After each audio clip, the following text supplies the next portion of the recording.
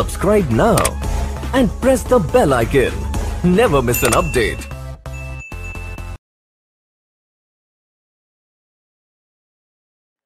आपले प्रमुख पाहुणे श्री चंद्रशेखर टिळक यांचं आगमन झालेलं आहे।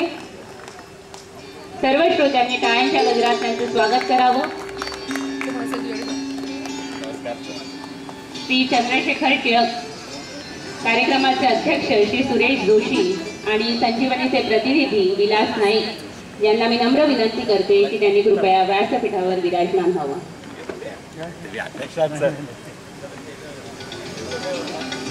श्री चंद्रशेखर टिळक कार्यक्रमाचे अध्यक्ष श्री सुरेश जोशी आणि संजीवनीचे प्रतिनिधी श्री विलास नाईक व्यासपीठावर विराजमान होत आहेत।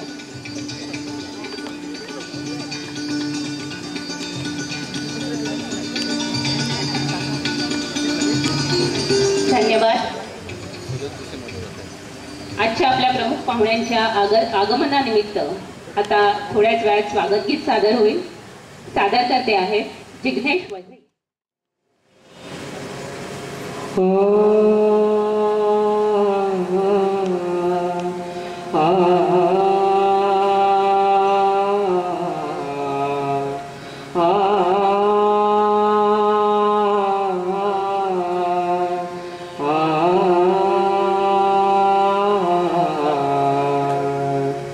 स्वागत करितो या शुभ समये शुभ चिंतितो मंगल समये स्वागत करितो या शुभ समये शुभ चिंतितो मंगल समये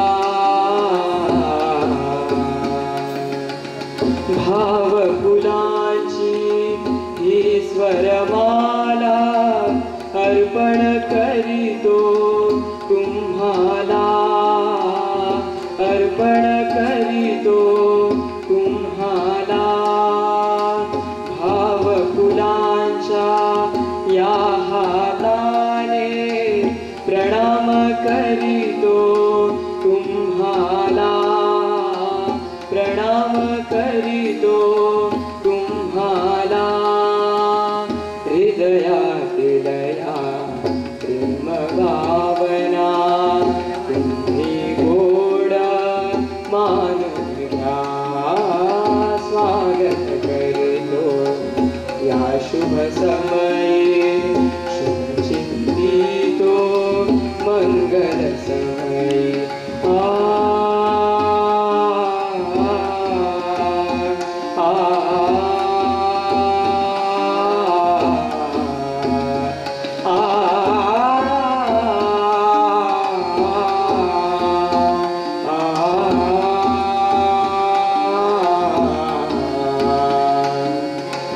जमलोस्तव गुणा गाण्या सगळे कुंभित गेलो ईश्वरमाला कुंभित गेलो ईश्वरमाला झालो धन्य आगमनाने आनंदाने हर्ष बहरला आनंदाने हर्ष बहरला आशीर्वच हो द्यावा तुम्ही या शुभ दिनी मंगल दिनी स्वागत करितो या शुभ समये शुभ चिंतितो मंगल समये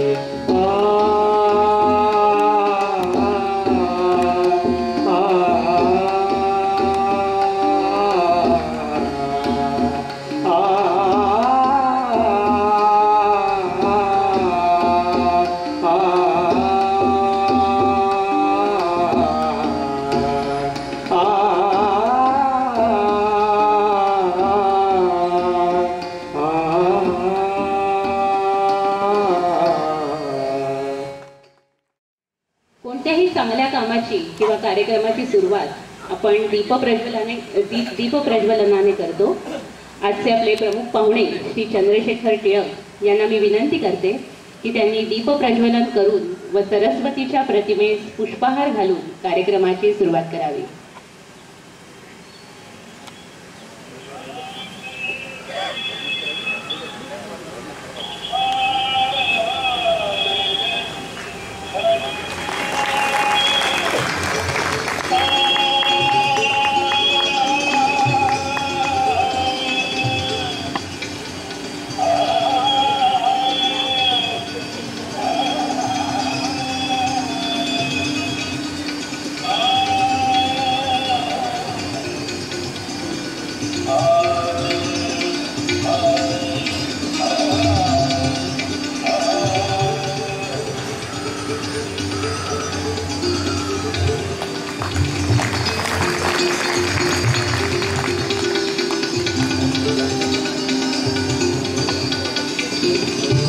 धन्यवाद.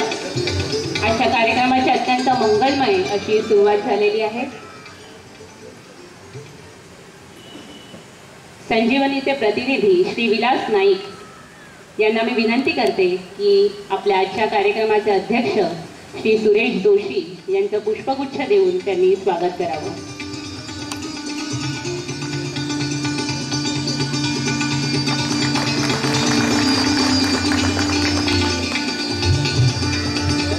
कार्यक्रमाचे अध्यक्ष श्री सुरेश जोशी यांना मी विनंती करते की त्यांनी आपले आजचे पाहुणे चंद्रशेखर टिळक यांचं शाल, श्रीफळ आणि पुष्पगुच्छ देऊन स्वागत करावं. आपणही टाळ्यांच्या गजरात स्वागत करूया श्री चंद्रशेखर टिळक यांचं.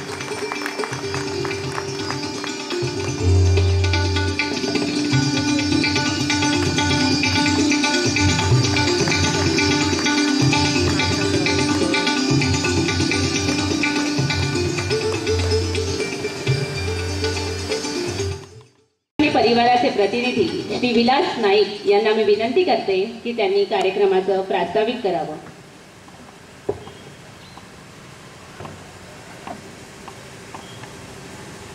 आजच्या कार्यक्रमाचे अध्यक्ष श्री सुरेश जोशी, आजचे व्याख्याते श्री चंद्रशेखर टिळक, ऋतुवर्गात उपस्थित असलेले विविध संस्थांचे पदाधिकारी, मान्यवर, माझे सहकारी मित्र, बंधू भगिनींनो आणि सौ मिसेस टिळक या सर्वांचं पुनश्च हार्दिक स्वागत. आपल्याला आठवत असेल की संजीवनी व्याख्यानमाला 2009 जागतिक मंदी आणि आपली अर्थव्यवस्था यावर चंद्रशेखर टिळक यांनी आपल्याला संबोधित केलं होतं. श्री टिळक हे नॅशनल सिक्युरिटी डिपॉझिटरी लिमिटेडमध्ये एक्झिक्युटिव्ह व्हाईस प्रेसिडेंट म्हणून कार्यरत आहेत. काही वर्ष त्यांनी सेवेमध्ये प्रतिनियुक्ती म्हणून कार्य पार पाडलेलं आहे. ते LLM कॉर्पोरेट लॉयर असून शेअर बाजार आणि गुंतवणूक यावर त्यांचा सखोल अभ्यास आहे आणि त्याचीच परिणतीच म्हणजे आजपर्यंत 3000 लेख आणि व्याख्यानं त्यांनी पार पाडलेले आहेत. आत्ताच त्यांचं गुंतवणूक पंचायतन ही 9वी आवृत्ती आता मागच्याच महिन्यात मार्चमध्ये प्रकाशित झाली. ह्यात विशेष म्हणजे 8वी आवृत्ती फेब्रुवारीमध्ये पार पडली होती. म्हणजे 1 महिन्याच्या कालावधीत संपूर्ण एक आवृत्ती मार्केटमध्ये विक्रीत झाली.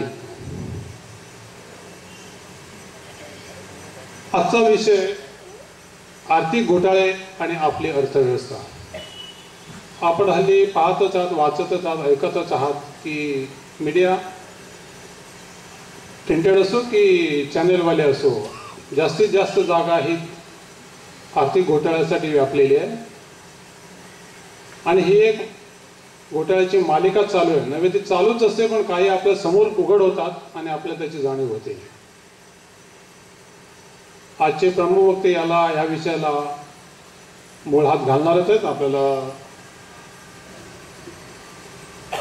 हा जो आर्थिक घोटाळा आहे हा प्रेमचंद रायचंद पासून त्या आता आदर्श घोटाळा इथपर्यंत चालूच आहे ना. त्याच्यातही स्पर्धा दिसते की कोण जास्त अमाऊंटचा घोटाळा करतोय. तसं पाहिलं तर आजपर्यंत देशातल्या टॉप 10 स्कॅम पाहिले तर त्याची एकंदर व्हॅल्यू 80 लाख करोडपर्यंत जाते. आणि हा सर्व पैसा परदेशी बँकेत ठेवला जातो. आपण ऐकतच आहोत की शक्यतो हा स्विस बँकेत ठेवला जातो आणि आपल्याला कधी कधी वाटतं की स्विस बँक फक्त काळा पैसा ठेवण्यासाठीच स्थापन करण्यात आली आहे की काय.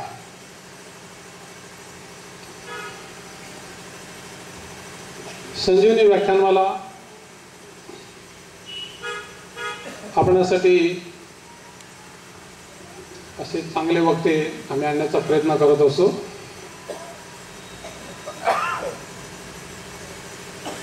आजच्या कार्यक्रमाचे अध्यक्ष श्री सुरेश जोशी यांनी अध्यक्षपद स्वीकारण्याचं मान्य केलं. मी आपण सर्वांच्या वतीने त्याचे आभार मानतो. आजचे वक्ते श्री चंद्रशेखर टिळक हेही आपला बहुमूल्य वेळ देऊन आमच्या निमंत्रणास मान देऊन आपल्यात उपस्थित झाले आहेत. त्यांचेही मी आभार मानतो. आणि आपल्यासारखा दर्दी श्रोतो जो आमचा नेहमी हौसला वाढवत असतात त्या तुमचेही आभार मानून माझे 2 शब्द थांबवतो. जय हिंद, जय महाराष्ट्र. धन्यवाद. आजकाल आपण कोणतंही चॅनल लावलं किंवा वर्तमानपत्र उघडलं की रोज एक नवीन आर्थिक घोटाळा उघडकीस झाल्याचं आपल्या लक्षात येतं. आणि मग अशा वेळेला वाटतं की इतके जर आर्थिक घोटाळे आपल्या देशात घडत आहेत तर खरंच आपली अर्थव्यवस्था ही धोक्यात आलेली आहे का. आणि ह्या विषयावरच्या विविध पैलूंवर प्रकाश टाकतायत अर्थव्यवस्था आणि अर्थकारण ह्याची ज्यांनी ह्यासारख्या क्लिष्ट विषयांची मी म्हणेन सामान्य माणसाला ज्यांनी गोळी लावण्याचं काम केलं असे आपले वक्ते श्री चंद्रशेखर टिळक.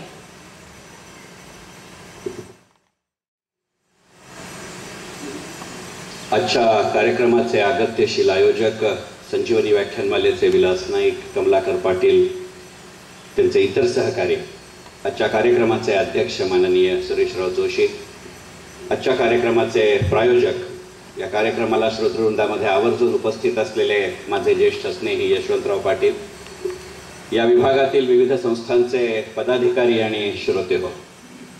माझ्या मूळ विषयाकडे यायच्या आधी 2-3 घोटाळ्यांचा जरा उल्लेख करतो. फक्त ते आर्थिक नाहीये.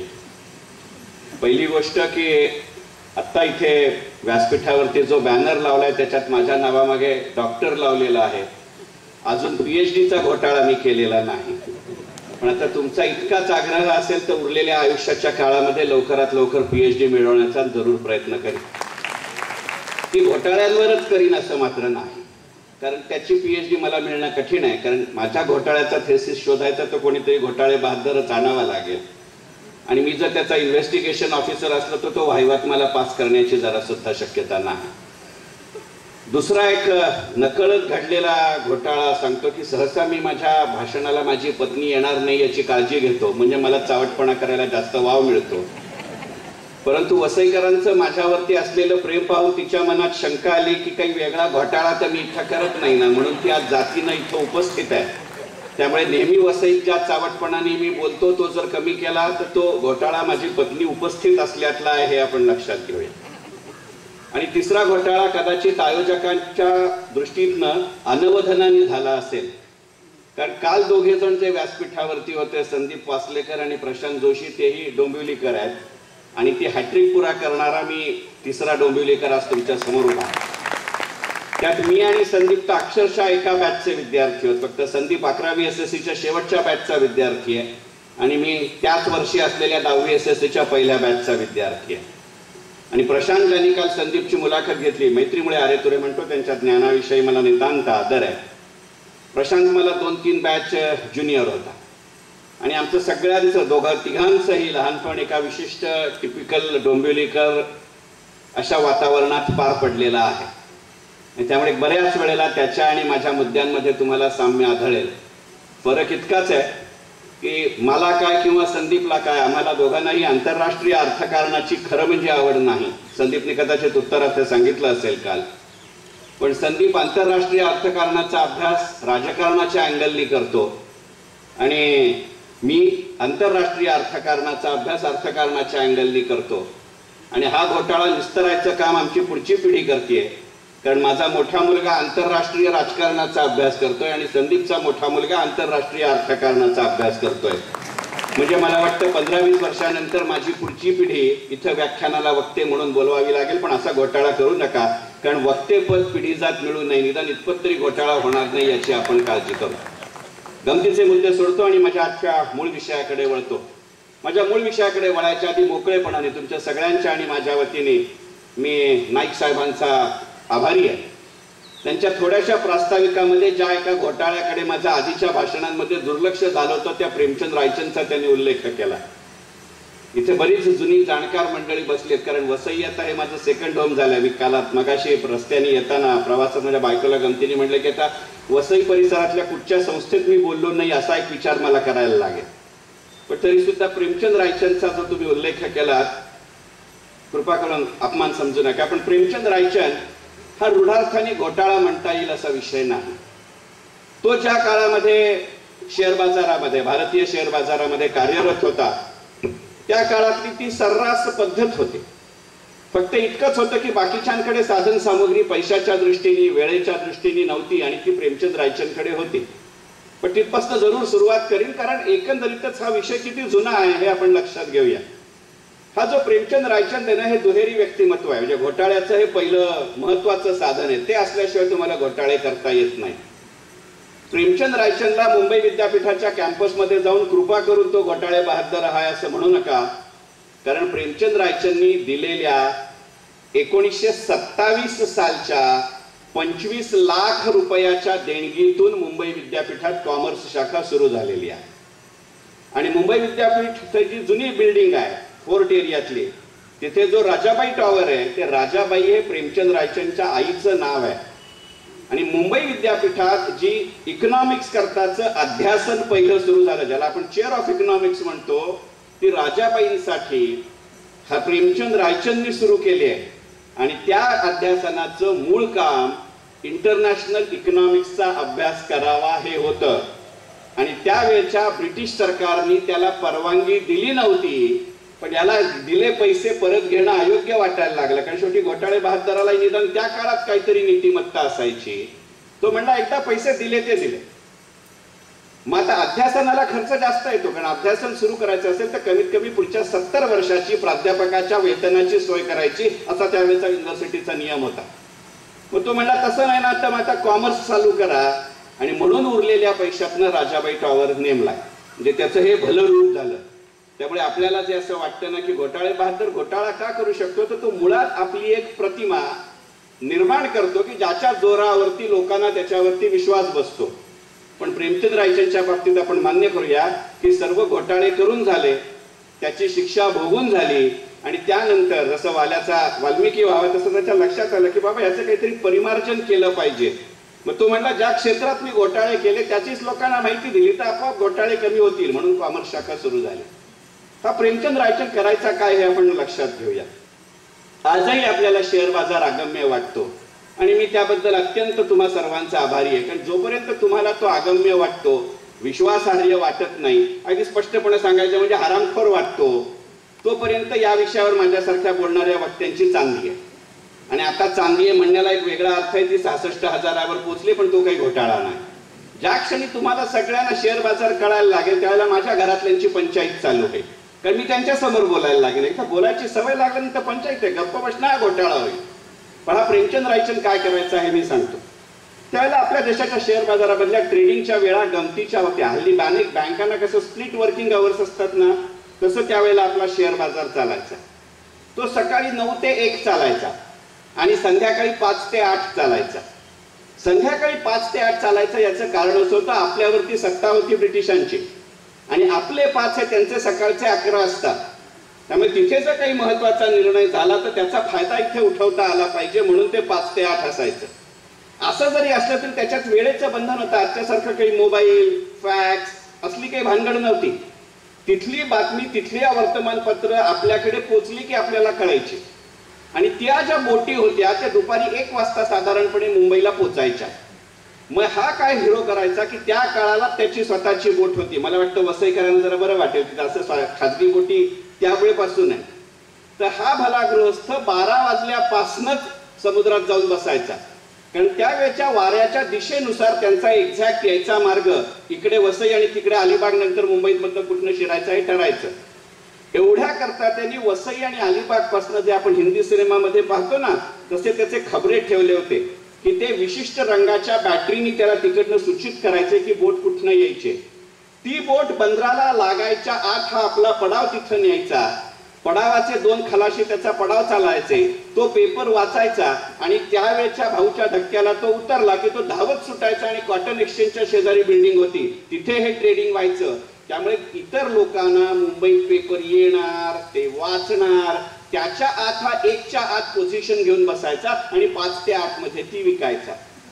पण त्याला आज आपण घोटाळा म्हणतो, हल्लीच्या भाषेत त्याला फ्रंट रनिंग असं म्हणतात.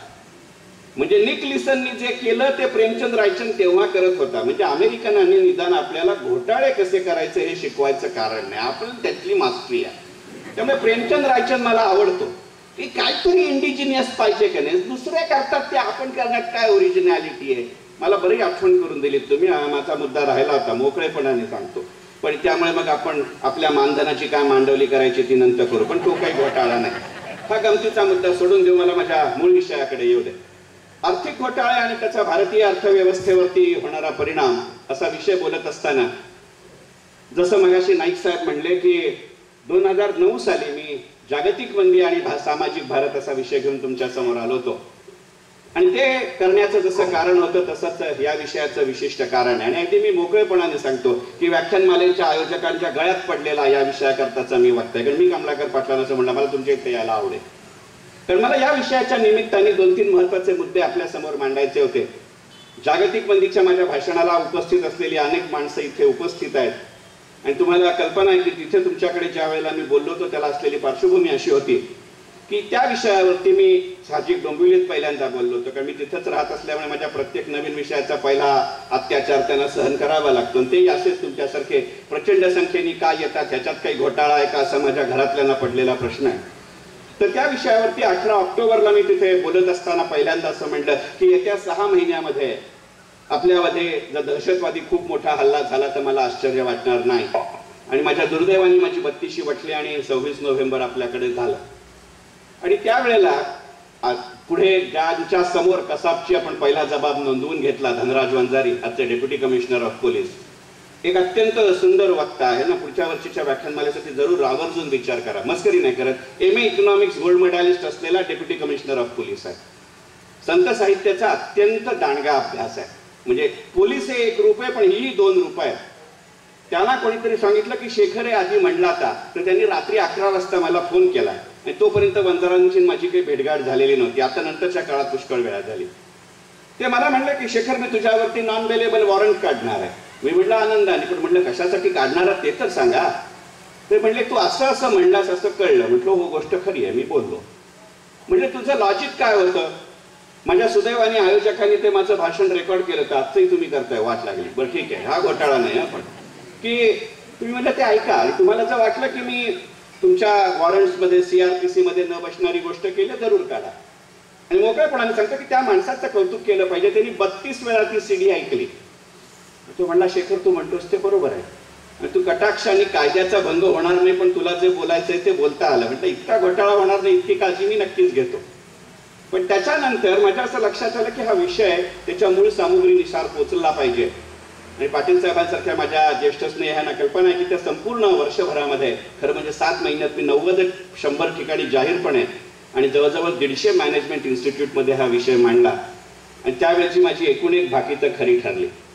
त्याच्यानंतर जेव्हा हे सगळे आर्थिक घोटाळे उघडकीस यायला लागले तेव्हा माझ्या असं लक्षात आलं की मगाशी इथलं सूत्रसंचालन करताना मीडियाचा उल्लेख झाला. मीडियामध्ये काय होतं की मी त्यांना दोष नाही देत. त्यांना दिवसाच्या 24 तास आणि दिवसाची 32 पानं भरायचे. त्यामुळे त्यांना एखादा लहान मुलगा कूपनलिकेत पडला ही ब्रेकिंग न्यूज असते. आज जशी खऱ्या अर्थी ब्रेकिंग न्यूज आहे की सत्यसाई बाबा यांचं निधन झालं, ही ब्रेकिंग न्यूज असते, पण यातलं काहीच मिळालं नाही तर त्यांना काहीही चालतं.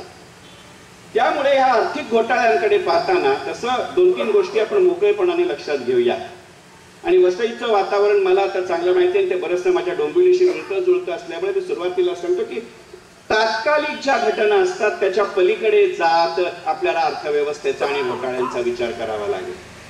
नतद्रष्टपणाने सुरुवातीलाच सांगून टाकतो की आर्थिक घोटाळे या आधीही झाले होते, म्हणून प्रेमचंद रायचंदचा उल्लेख दिला. आर्थिक घोटाळे आजही होत आहेत. आदर्श किंवा 2G यांना मी राजकीय घोटाळे मानत नाही, आणि येणाऱ्या काळातही आर्थिक घोटाळे होतील.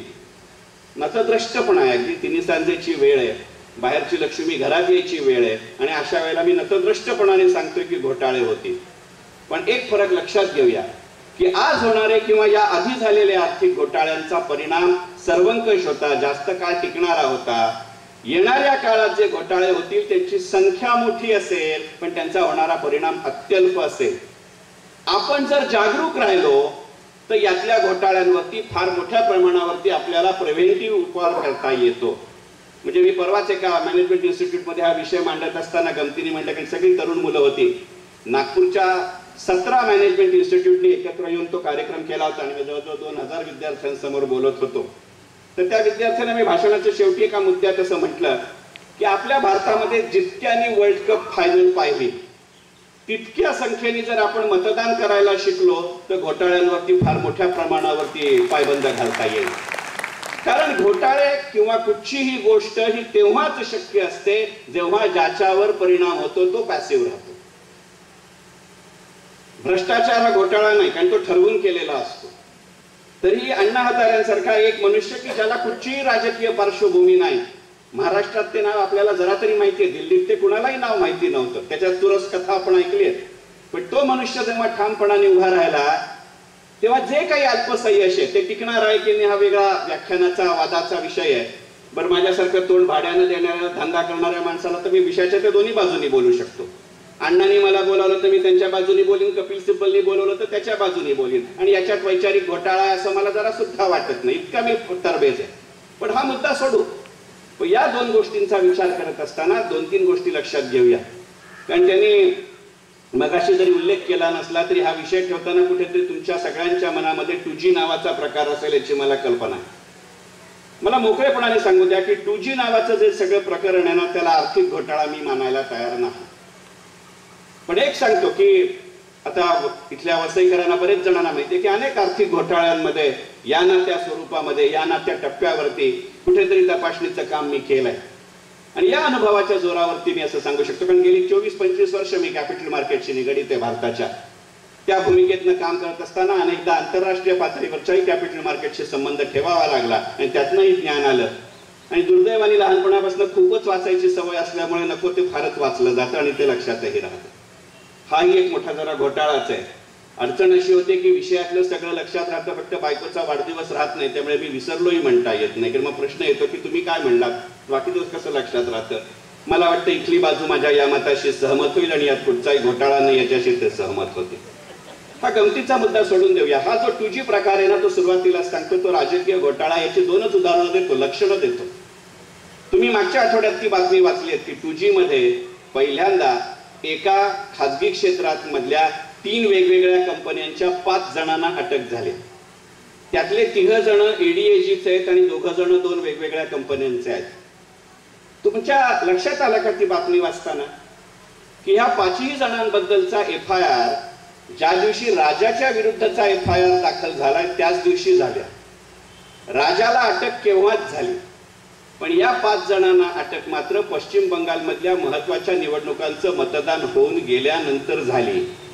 अशी अटक होणं आणि त्यात ADAGचे 3 अधिकारी असणं हा योगायोग असतो का? ही काही कानेटकर, कोल्हटकर, कालेलकरांचं नाटक नाही किंवा पल्लवी जोशीची असंभव नाही.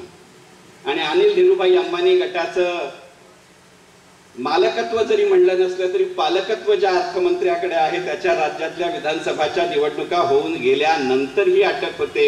हा योगायोग असतो का? त्याच्यातलंच दुसरं प्रकरण लक्षात घ्या. यांना आता निदान अटक तरी झाली, FIR त्याच्या आधी तरी दाखल झाला होता. हा FIR आधी दाखल करता नसता का आला?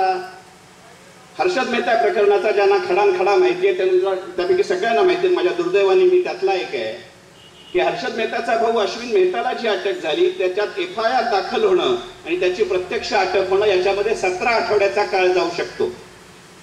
तुमच्या लक्षात आलं असेल की ADAGच्या तिघांना आता निदान अटक तरी झाली, निदान त्यांच्या विरुद्ध FIR तरी झाला होता. पण तामिळनाडूच्या आत्ताच्या मुख्यमंत्र्यांच्या घरातल्या 3 जणांविरुद्धचा FIR उद्या दाखल होईल असं म्हटलंय आणि तामिळनाडूतला पहिला महत्वाचा मतदानाचा टप्पा काल पार पडला. म्हणजे झालंय तसंच सरकार आपला आला आनंदाची गोष्ट आहे. नाहीतर करुणानिधींशी बोलताना हे लिव्हरेज म्हणून वापरता येईल का? हे मला अशासाठी सांगायचं आहे की राजकीय सहकार्याशिवाय, राजकीय संगनमताशिवाय आर्थिक घोटाळे बाप जन्मात कधीही होत नाही. त्यामुळे 2G ला मी आर्थिक घोटाळा मानायला तयार नाही. पण तरीही 2Gचं महत्व एका वेगळ्या संदर्भात अशासाठी आहे की जे माझ्या देशाच्या अर्थव्यवस्थेचं बदलतं स्वरूप आहे त्या बदलत्या स्वरूपातला पहिला 2G हा घोटाळा आहे. कारण तो स्पेक्ट्रम या संबंधातला आहे. स्पेक्ट्रम ही काय वस्तू आहे? मी काही टेक्निकल मनुष्य नाही, पण हे सगळं गाजायला लागलं ना तेव्हा माझ्या लक्षात आलं की हे सगळं समजून घेतलं पाहिजे. ही काय भानगड आहे? कारण त्यातली आकडेवारी खूप मोठी होती आणि बजेटवरती बोलत असताना इथेच याच व्यासपीठावर जरी नसलं तरी याच पंचक्रोशीत बोलताना मी तुम्हाला माहिती आहे की कार्यक्रमाच्या आधीच मी स्टेजवर जात असताना एकाने विचारलं होतं की टिळक साहेब तुम्हाला आपला देश आर्थिक महासत्ता झालाय असं वाटतं का? आणि मी माझ्या फाजीलपणाला जागून असं म्हटलं होतं, होईल का असं काय विचारता, ऑलरेडी झाली आहे. तो म्हणला म्हणजे?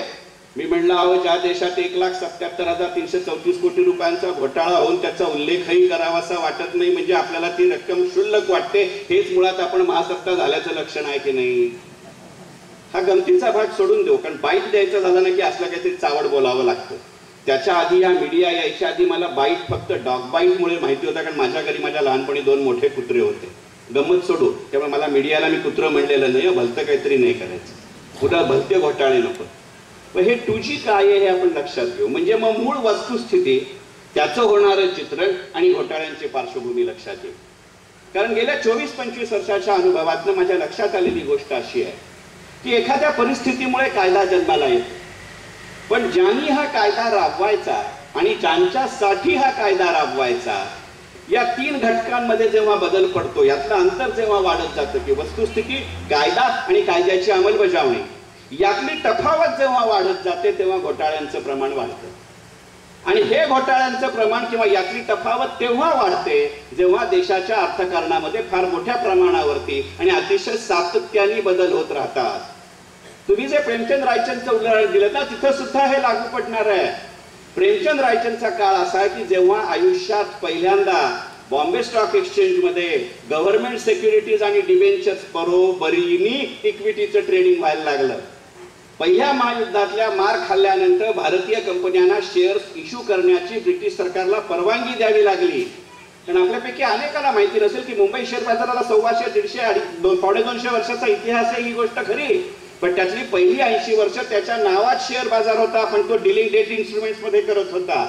याला पहिल्यांदा छडा त्यावेळेला गेला. त्यामुळे इक्विटी आता आपल्याला जशी अनाकलनीय वाटते ना तशी त्यावेळेच्या ट्रेडरना वाटत होती, म्हणून तो घोटाळा झाला. आता नाही शेअर मध्ये घोटाळा. तशीच परिस्थिती आता 2G मध्ये आहे का याचा विचार करू. याचं एक साधं उदाहरण सांगतो, माझा दररोजचा अनुभव आहे हा, पण हा घोटाळा नाही. मी जे उदाहरण सांगतोय आपल्यापैकी सगळ्यांना माहितीये की मी गेली 13-14 वर्ष NSDL म्हणजे नॅशनल सिक्युरिटीज डिपॉझिटरी लिमिटेड मध्ये कार्यरत आहे. आपल्या देशात ऑपरेशनल होणारी, कार्यरत होणारी ती पहिली डिपॉझिटरी आहे. त्यावेळेला डीमॅट ही संकल्पना अतिशय नवीन होती, कोणालाच त्याचा फारसा अंदाज नव्हता, अगदी आम्हाला त्याच्या क्षेत्रात काम करत असूनही नव्हता. तर त्याच वेळेला नेमकी कोणीतरी पुण्यातल्या एका माणसाने लार्सन टुब्रोच्या विरुद्ध केस केली. हा घोटाळा नाही, पण परसेप्शन कसं असतं आणि संक्रमणाचा काळ कशी तुमची कल्पना निर्माण करतं याच्यासाठी हे उदाहरण देतो. त्यातल्या माणसानं अशी कंप्लेंट केली की मी लार्सन टुब्रोचे शेअर डिमॅट करायला दिले, ते अजून झाले नाहीत. त्यामुळे त्याची केस होती लार्सन टुब्रो बद्दल, पण त्यांनी NSDL ही पार्टी केली होतं. इथे कोणी वकील असेल तर त्यांनी मला माफ करावं, पण वकील कसं सांगतात की नाही, तू सगळ्यांना पार्टी करून ठेव, ज्याच्या कोणाविरुद्ध पुंगी वाजेल ती वाजेल, आपल्याला फायदा मिळाल्याशी मतलब, देतं कोणाला काय कारण आहे, तिथं घोटाळा नसतो. तशी त्यांनी केली. ज्या न्यायमूर्तींसमोर हे प्रकरणाची सुनावणी सुरू होती ते निवृत्तीकडे झुकणारे होते. त्यांचा जरा थोडा समजुतीचा घोटाळा झाला. तर आमच्या कंपनीचं नाव आहे नॅशनल सिक्युरिटीज डिपॉझिटरी लिमिटेड. पहिलंच नाव नॅशनल शब्द. त्यात शेअर बाजारातलं इतकं मोठं काम एका हाताने सरकारने यांना दिलेलं, त्यामुळे तर त्यांचा ठाम समज झाला ही सरकारी कंपनी आहे. ते पडले न्यायमूर्ती, त्यांना कळेना सरकारी कंपनीला तर 98चा काळ आहे, आजच्या इतकं न्यायाधीश आणि न्याय प्रकरणं ऍक्टिव्ह झालेली नव्हती. त्यांना असं वाटलं की सरकारी कंपनी विरुद्धचं नाव आहे ह्याच्यात, पण त्याच्या विरुद्ध तर काही प्रेयर नाही, मग हे नाव काढता येईल का? म्हणून त्यांनी त्या ऍप्लिकंटला बोलावलं आणि विचारलं की बाबा रे हे नाव का घातलं? तो म्हणला नाही माझी प्रेयर काही नाही, पण यांनी कोऑर्डिनेट करायला हवं नव्हतं, एवढंच माझं म्हणणं आहे. त्यांचं कुतूहल जरा जागं झालं. त्यांनी NSDL ला समन्स पाठवलं. मी म्हटलं हे जरा या आणि आम्हाला समजावं हे काय असतं, डिपॉझिटरीत नेमकं होतं का? आम्ही गेलो तिथे. आम्हाला गेल्या मी आणि माझे सहकारी अशा अर्थी आम्ही म्हणतोय, मला एकट्याला उद्देशून आम्ही म्हणण्या एवढा माझ्या मनात घोटाळा नाही.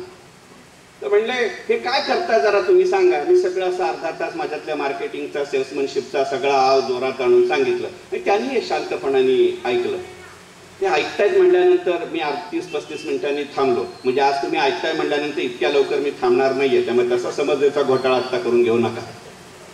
तर मला असं वाटलं मी यांना समजावून सांगू शकलोय.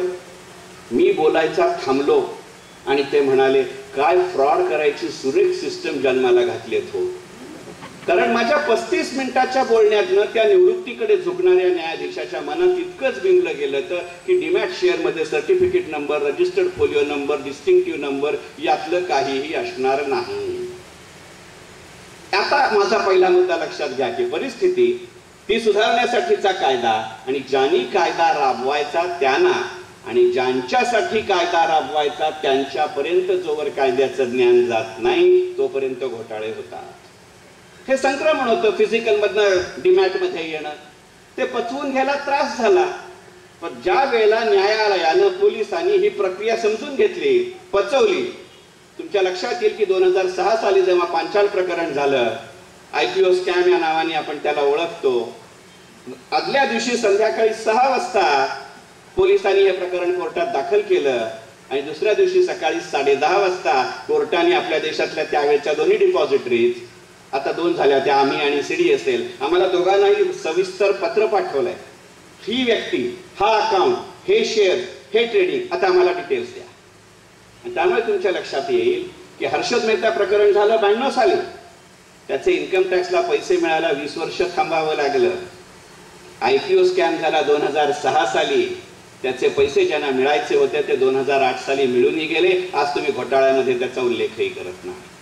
त्यामुळे ज्याला कायदा समजतो किंवा ज्याला समजला पाहिजे, अंमलात आणला पाहिजे, त्यांना जेव्हा कायदा समजतो तेव्हा घोटाळे कमी होतात. पहिला मुद्दा. हे का महत्वाचं आहे हे लक्षात घ्या. आणि एवढ्या करता मी म्हटलं की आर्थिक घोटाळे हे नेहमी राजकीय सहकार्यानेच जन्माला येतात. त्यामुळे जोपर्यंत ज्यांनी कायदा राबवायचा ते विल पॉवर दाखवत नाहीत किंवा ज्यांच्यासाठी कायदा राबवायचा ते विल पॉवर दाखवत नाहीत, म्हणून मी म्हटलं की जितके जणांनी वर्ल्ड कप फायनल पाहिली तितक्या जणांनी मतदान करायला शिकलं पाहिजे. आणि हे जेथे होतं तिथे घोटाळे होत नाहीत. तुम्ही जो स्विस बँकेचा उल्लेख केला तो घोटाळा नाहीये. स्विस बँकेमध्ये पहिल्या दिवसापासून कायद्याची ही प्रक्रिया आहे आणि घोटाळ्यांच्या बाबतीत तिथे सांगता येतं. मी अकाउंट ओपन करताना मी सांगू शकतो की मी हयात असेल तोवर माझ्या वारसदाराला सुद्धा माझा इथे अकाउंट आहे हे कळता कामा नाही. स्विस बँकेच्या बँकिंग रेग्युलेशन्स नुसार ते आजही संमत आहे. माझा अकाउंट आहे हे जर सांगता येत नाही बँकेला तर माझ्या अकाउंट मध्ये किती पैसे येते कशी सांगेल ती? तो मला कळत नाही म्हणून घोटाळा होत नसतो.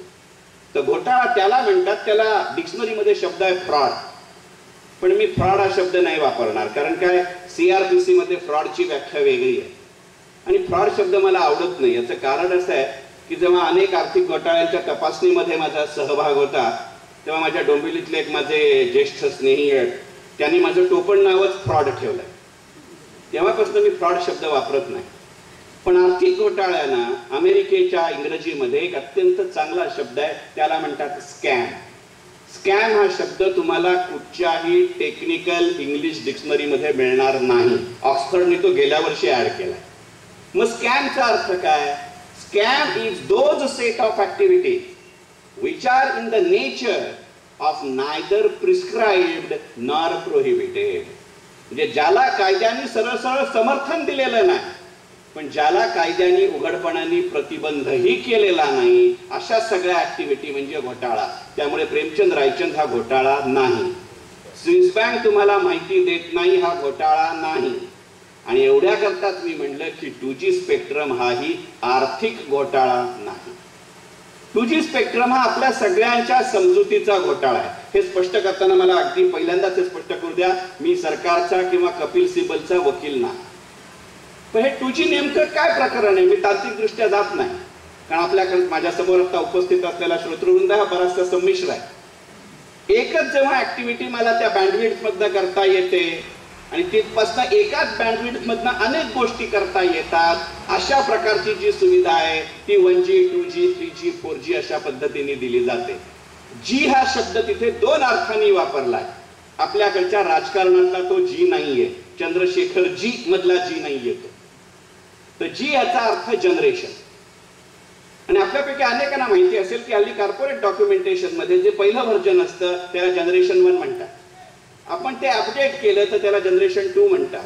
तशा अर्थी तो जी आहे की जेव्हा मी बँडविड्थ विकायला लागलो तेव्हा ती फक्त टेलिकम्युनिकेशन करता होती, टेलिफोन्स करता होती. मग मी म्हणलं ह्याच्यावरती व्हॉइस लोड करता येईल का, की तो झाला 2G. कम्युनिकेशन बरोबर व्हॉइस लोड करताना मी त्याच्यावरती इंटरनेट वापरू शकतो का, की तो झाला 3G. या तिघांबरोबर मी त्याच्यामध्ये आणखीन ट्रान्सलेशन करू शकतो का, की तो झाला 4G. काय तुम्ही एक एक सर्व्हिस ऍड करत जाता. आणि सर्व्हिस आणि इंडस्ट्री मधलं प्रोडक्टचं प्राइसिंग हा वेगळा प्रकार आहे. इथं तुमचं संक्रमण झालं म्हणून तो घोटाळा आहे. आपण इंडस्ट्रीमध्ये एखाद्या प्रॉडक्टचं ऑप्शन करतो, लिलाव करतो. म्हणजे काय करतो, आपण टेंडर काढायचो. मग टेंडरची व्याख्या काय असायची की माल ऍज इज व्हेअर इज तुम्हाला उचलावा लागेल, त्यानुसार भाव सांगा. आता ही सर्व्हिस आहे की नाही, ती गोडाऊन मध्ये कशी काय दाखवणार. 3Gचा मला काम करायचंय तर गोडाऊन मध्ये तुम्ही काय मला उचलून देणार. मग तो काय म्हणतो की ह्याची खरी किंमत केव्हा ठरेल, कारण आपण प्राइस प्रॉडक्ट जेव्हा इंट्रोड्यूस करतो तेव्हा त्याला नेमकी मागणी किती असेल हे मला माहिती नसतं. पण जसजशी मागणी वाढली म्हणून काही कॉस्ट ऑफ प्रोडक्शन वाढत नाही, इनफॅक्ट पर युनिट कॉस्ट कमी होते. त्यामुळे तुमच्या लक्षात येईल की मोबाईल जेव्हा इंट्रोड्यूस झाला तेव्हा तो खूप महाग होता.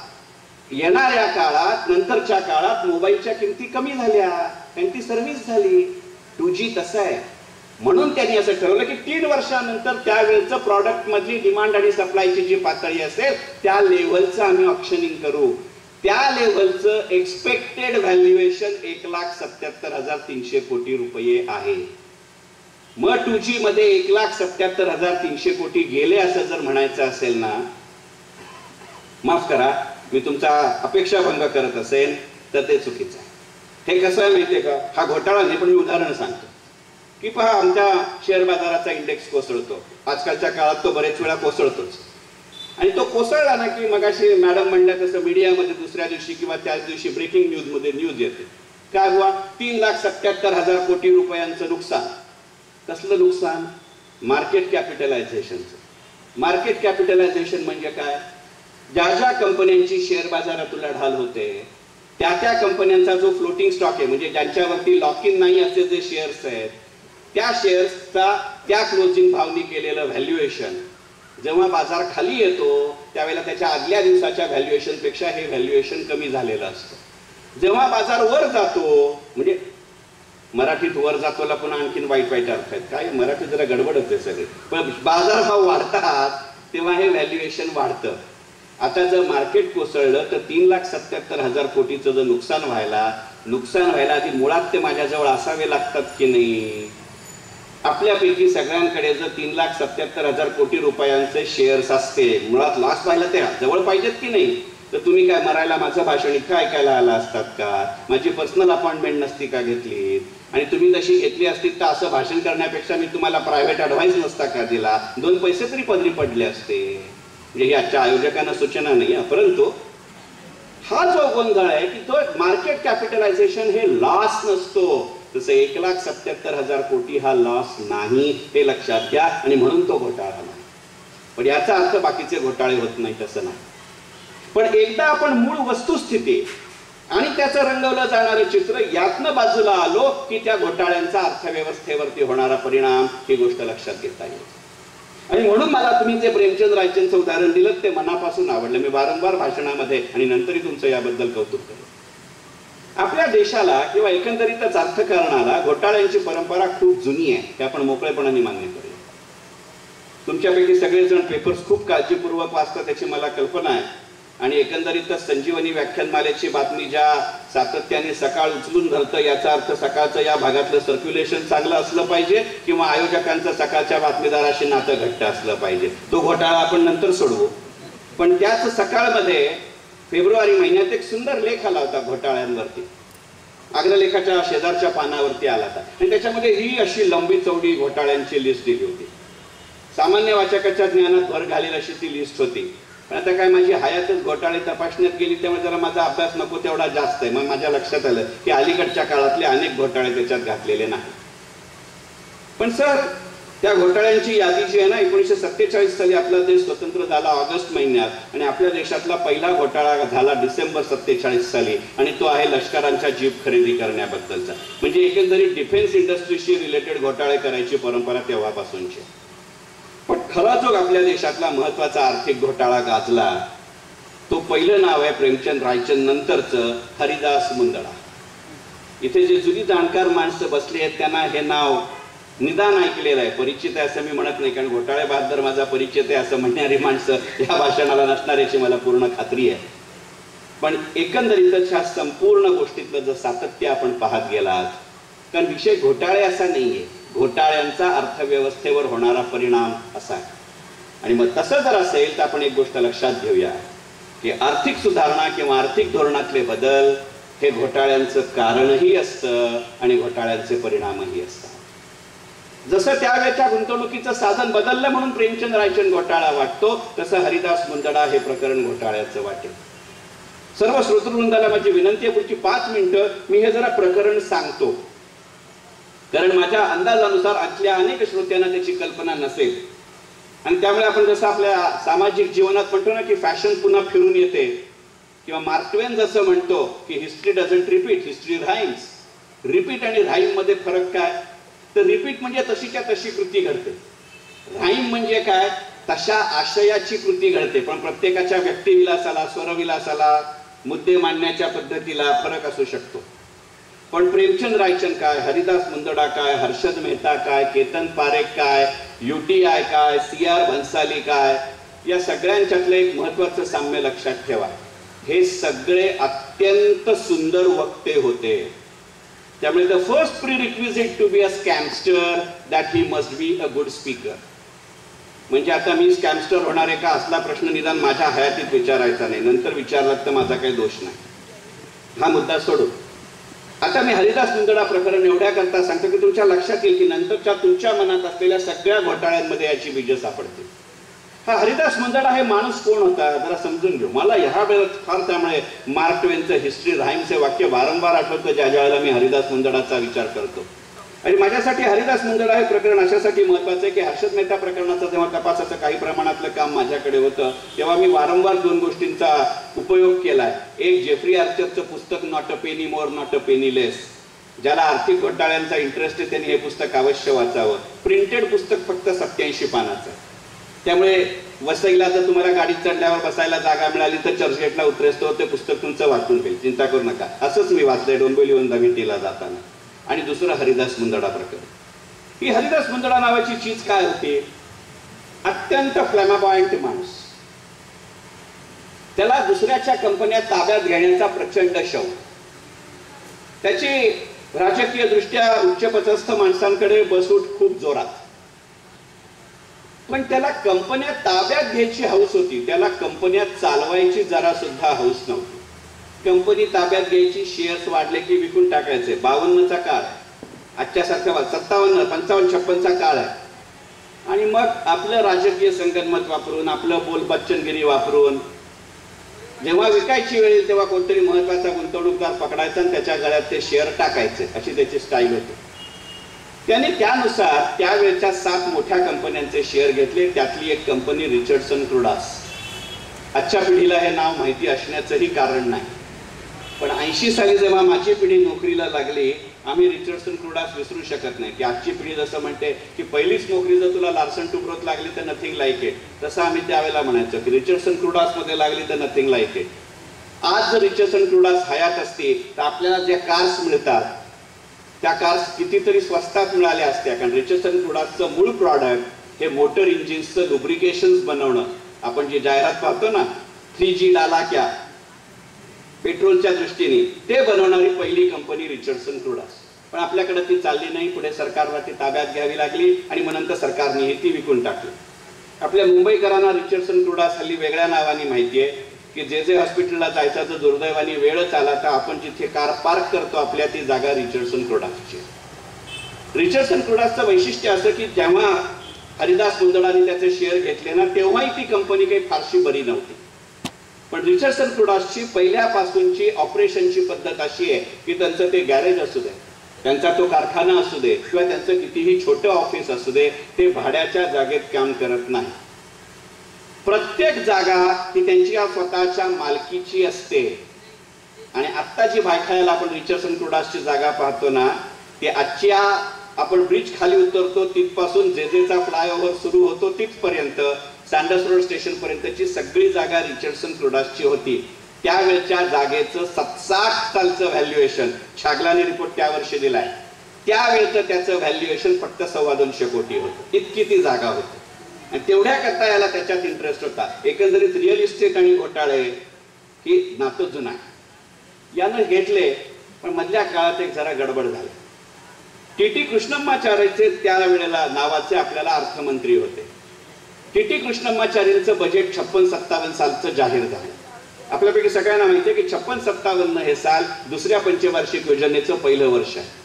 आणि 56-57 हे पहिलं वर्ष किंवा दुसरं पंचवार्षिक योजना हे पहिलं वर्ष आहे की आपला देश कृषीप्रधान असूनही आपण सांगितलं की नाही आम्हाला उद्योगप्रधान व्हायचंय.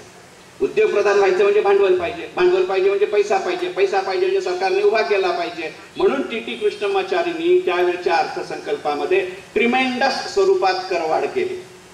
काल्डर कमिशनच्या रिपोर्टनुसार त्यांनी त्याला आज आपण कॉर्पोरेट टॅक्स म्हणतो त्याची सुरुवात त्यावेळेला झाली. ज्याला आपण आज पर्सनल इन्कम टॅक्स म्हणतो त्यावेळेला त्यांनी त्याचे दर प्रचंड प्रमाणात वाढवले. नंतर 2-4दा आपल्या देशात आला, काढला गेला तो एक्सपेंडिचर टॅक्स आहे त्याची सुरुवात ह्या 56-57च्या बजेटमध्ये झाली. आणि आजही जी आपल्याला इस्टेट ड्युटी भरावी लागते त्याची सुरुवात त्या बजेटमध्ये झाली.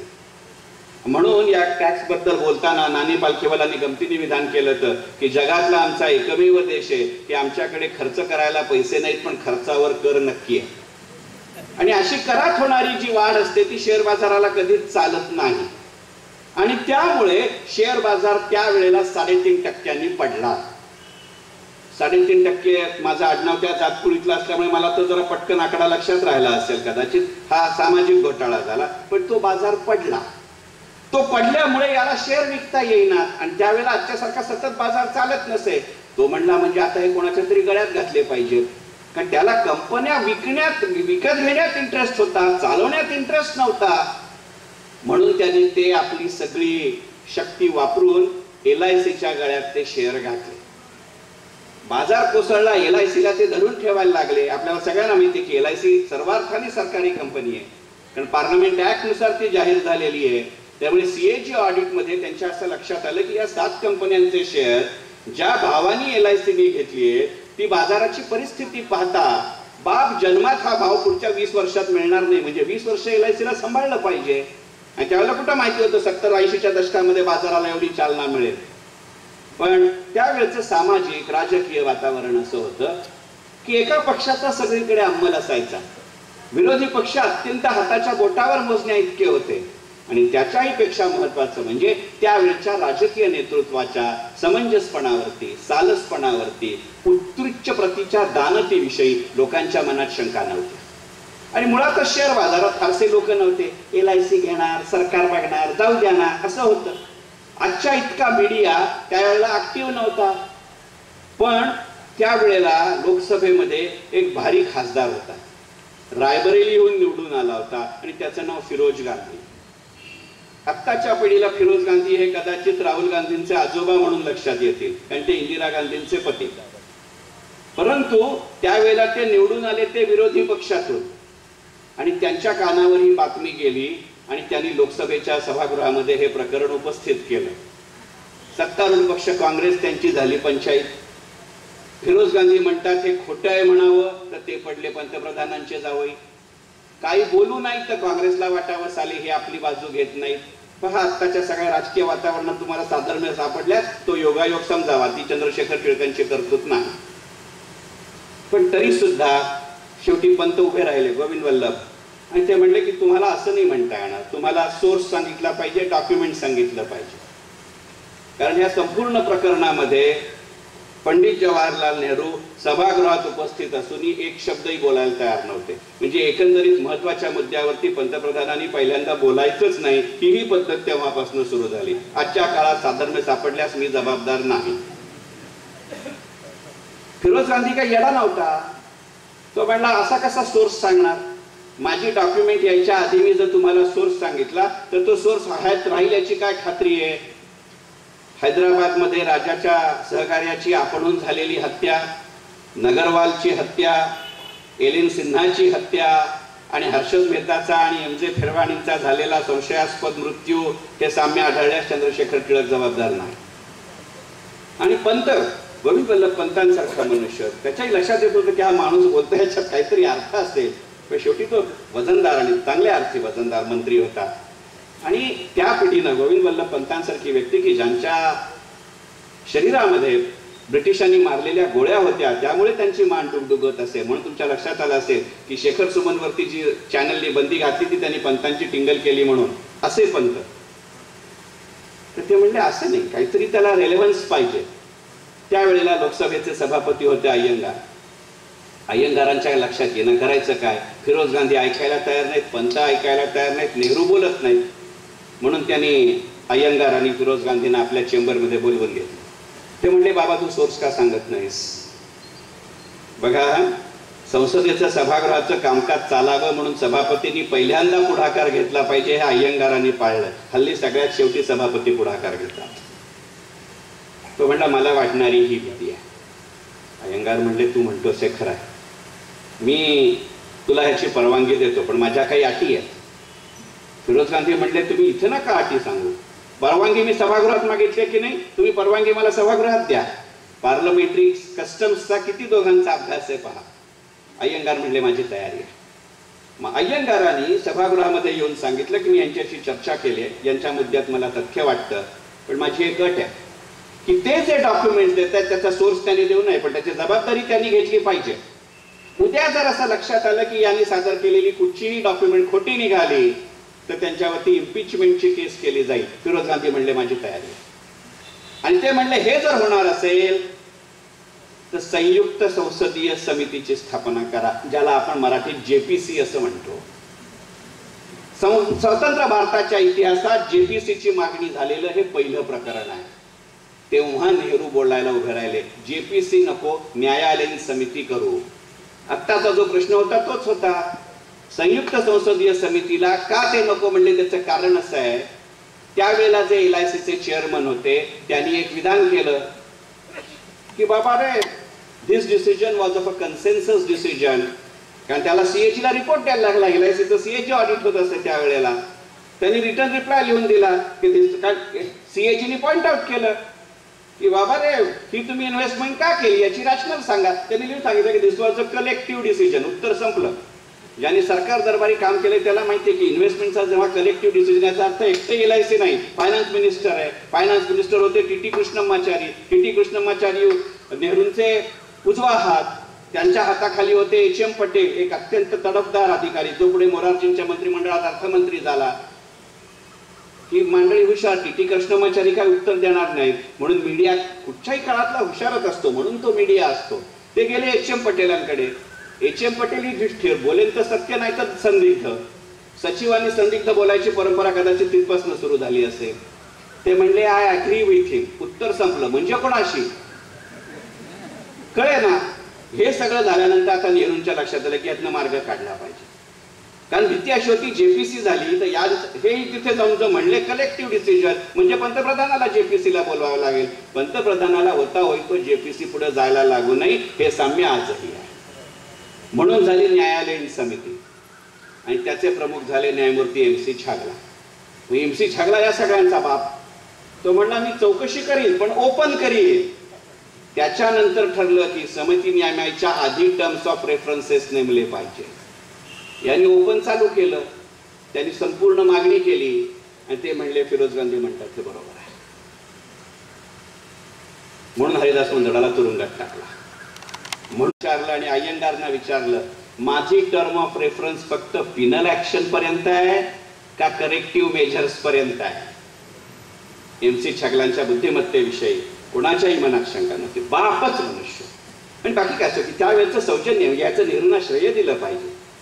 कल्पना करा की आपल्या विरोधी पक्षामध्ये उभं राहून आपल्या जावयाने बोलणं एकंदरीत काय माणसाला त्या यातनातनं जावं लागलं असेल. पर्सनल पॉलिटिकल पण तरी सुद्धा त्या माणसाची पार्लमेंटरी डेमोक्रेसीवरची निष्ठा होती. माझ्या आडनावामुळे माझी राजकीय संगती कुठची असेल हे सांगण्याचं कारण नाही पण तरी सुद्धा हे मान्य केलं पाहिजे. ते म्हणले छागलांना की मी खरं सांगू का आता मी पंतप्रधान म्हणून निर्णय घेणं योग्य नाही का I may get prejudicial. It's better you suggest then as a cabinet we will decide whether we want to implement it.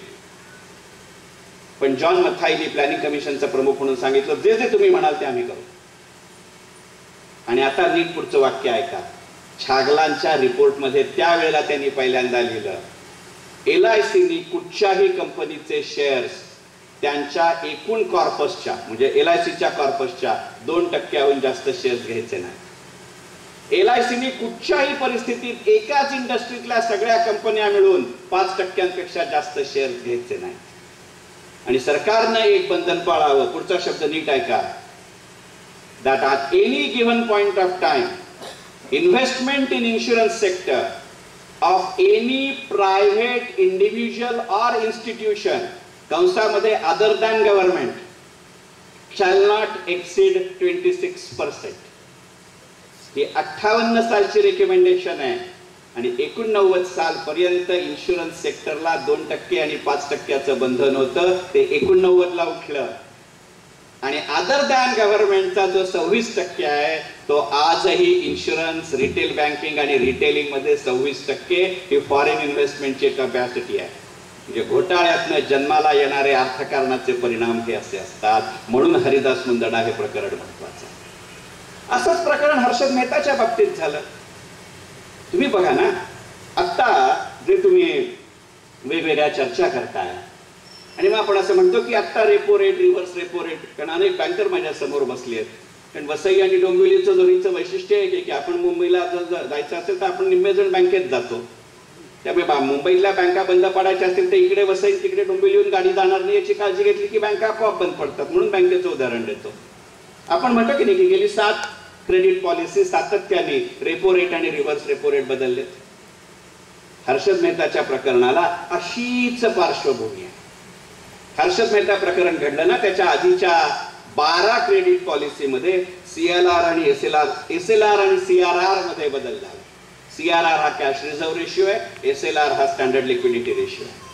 त्या ज्या प्रमाणामध्ये वाढतात त्या प्रमाणात बँकांना त्यांच्या ठेवी किंवा त्यांच्या प्रमाणामध्ये गव्हर्नमेंट सिक्युरिटीज मध्ये इन्व्हेस्टमेंट करावी लागते. पण गव्हर्नमेंट सिक्युरिटीजचं पोझिशन असतं रिझर्व्ह बँकेकडे. त्याचा रेकॉर्ड ठेवतं रिझर्व्ह बँक. पण इन्व्हेस्टमेंट करावी लागते बँकांना.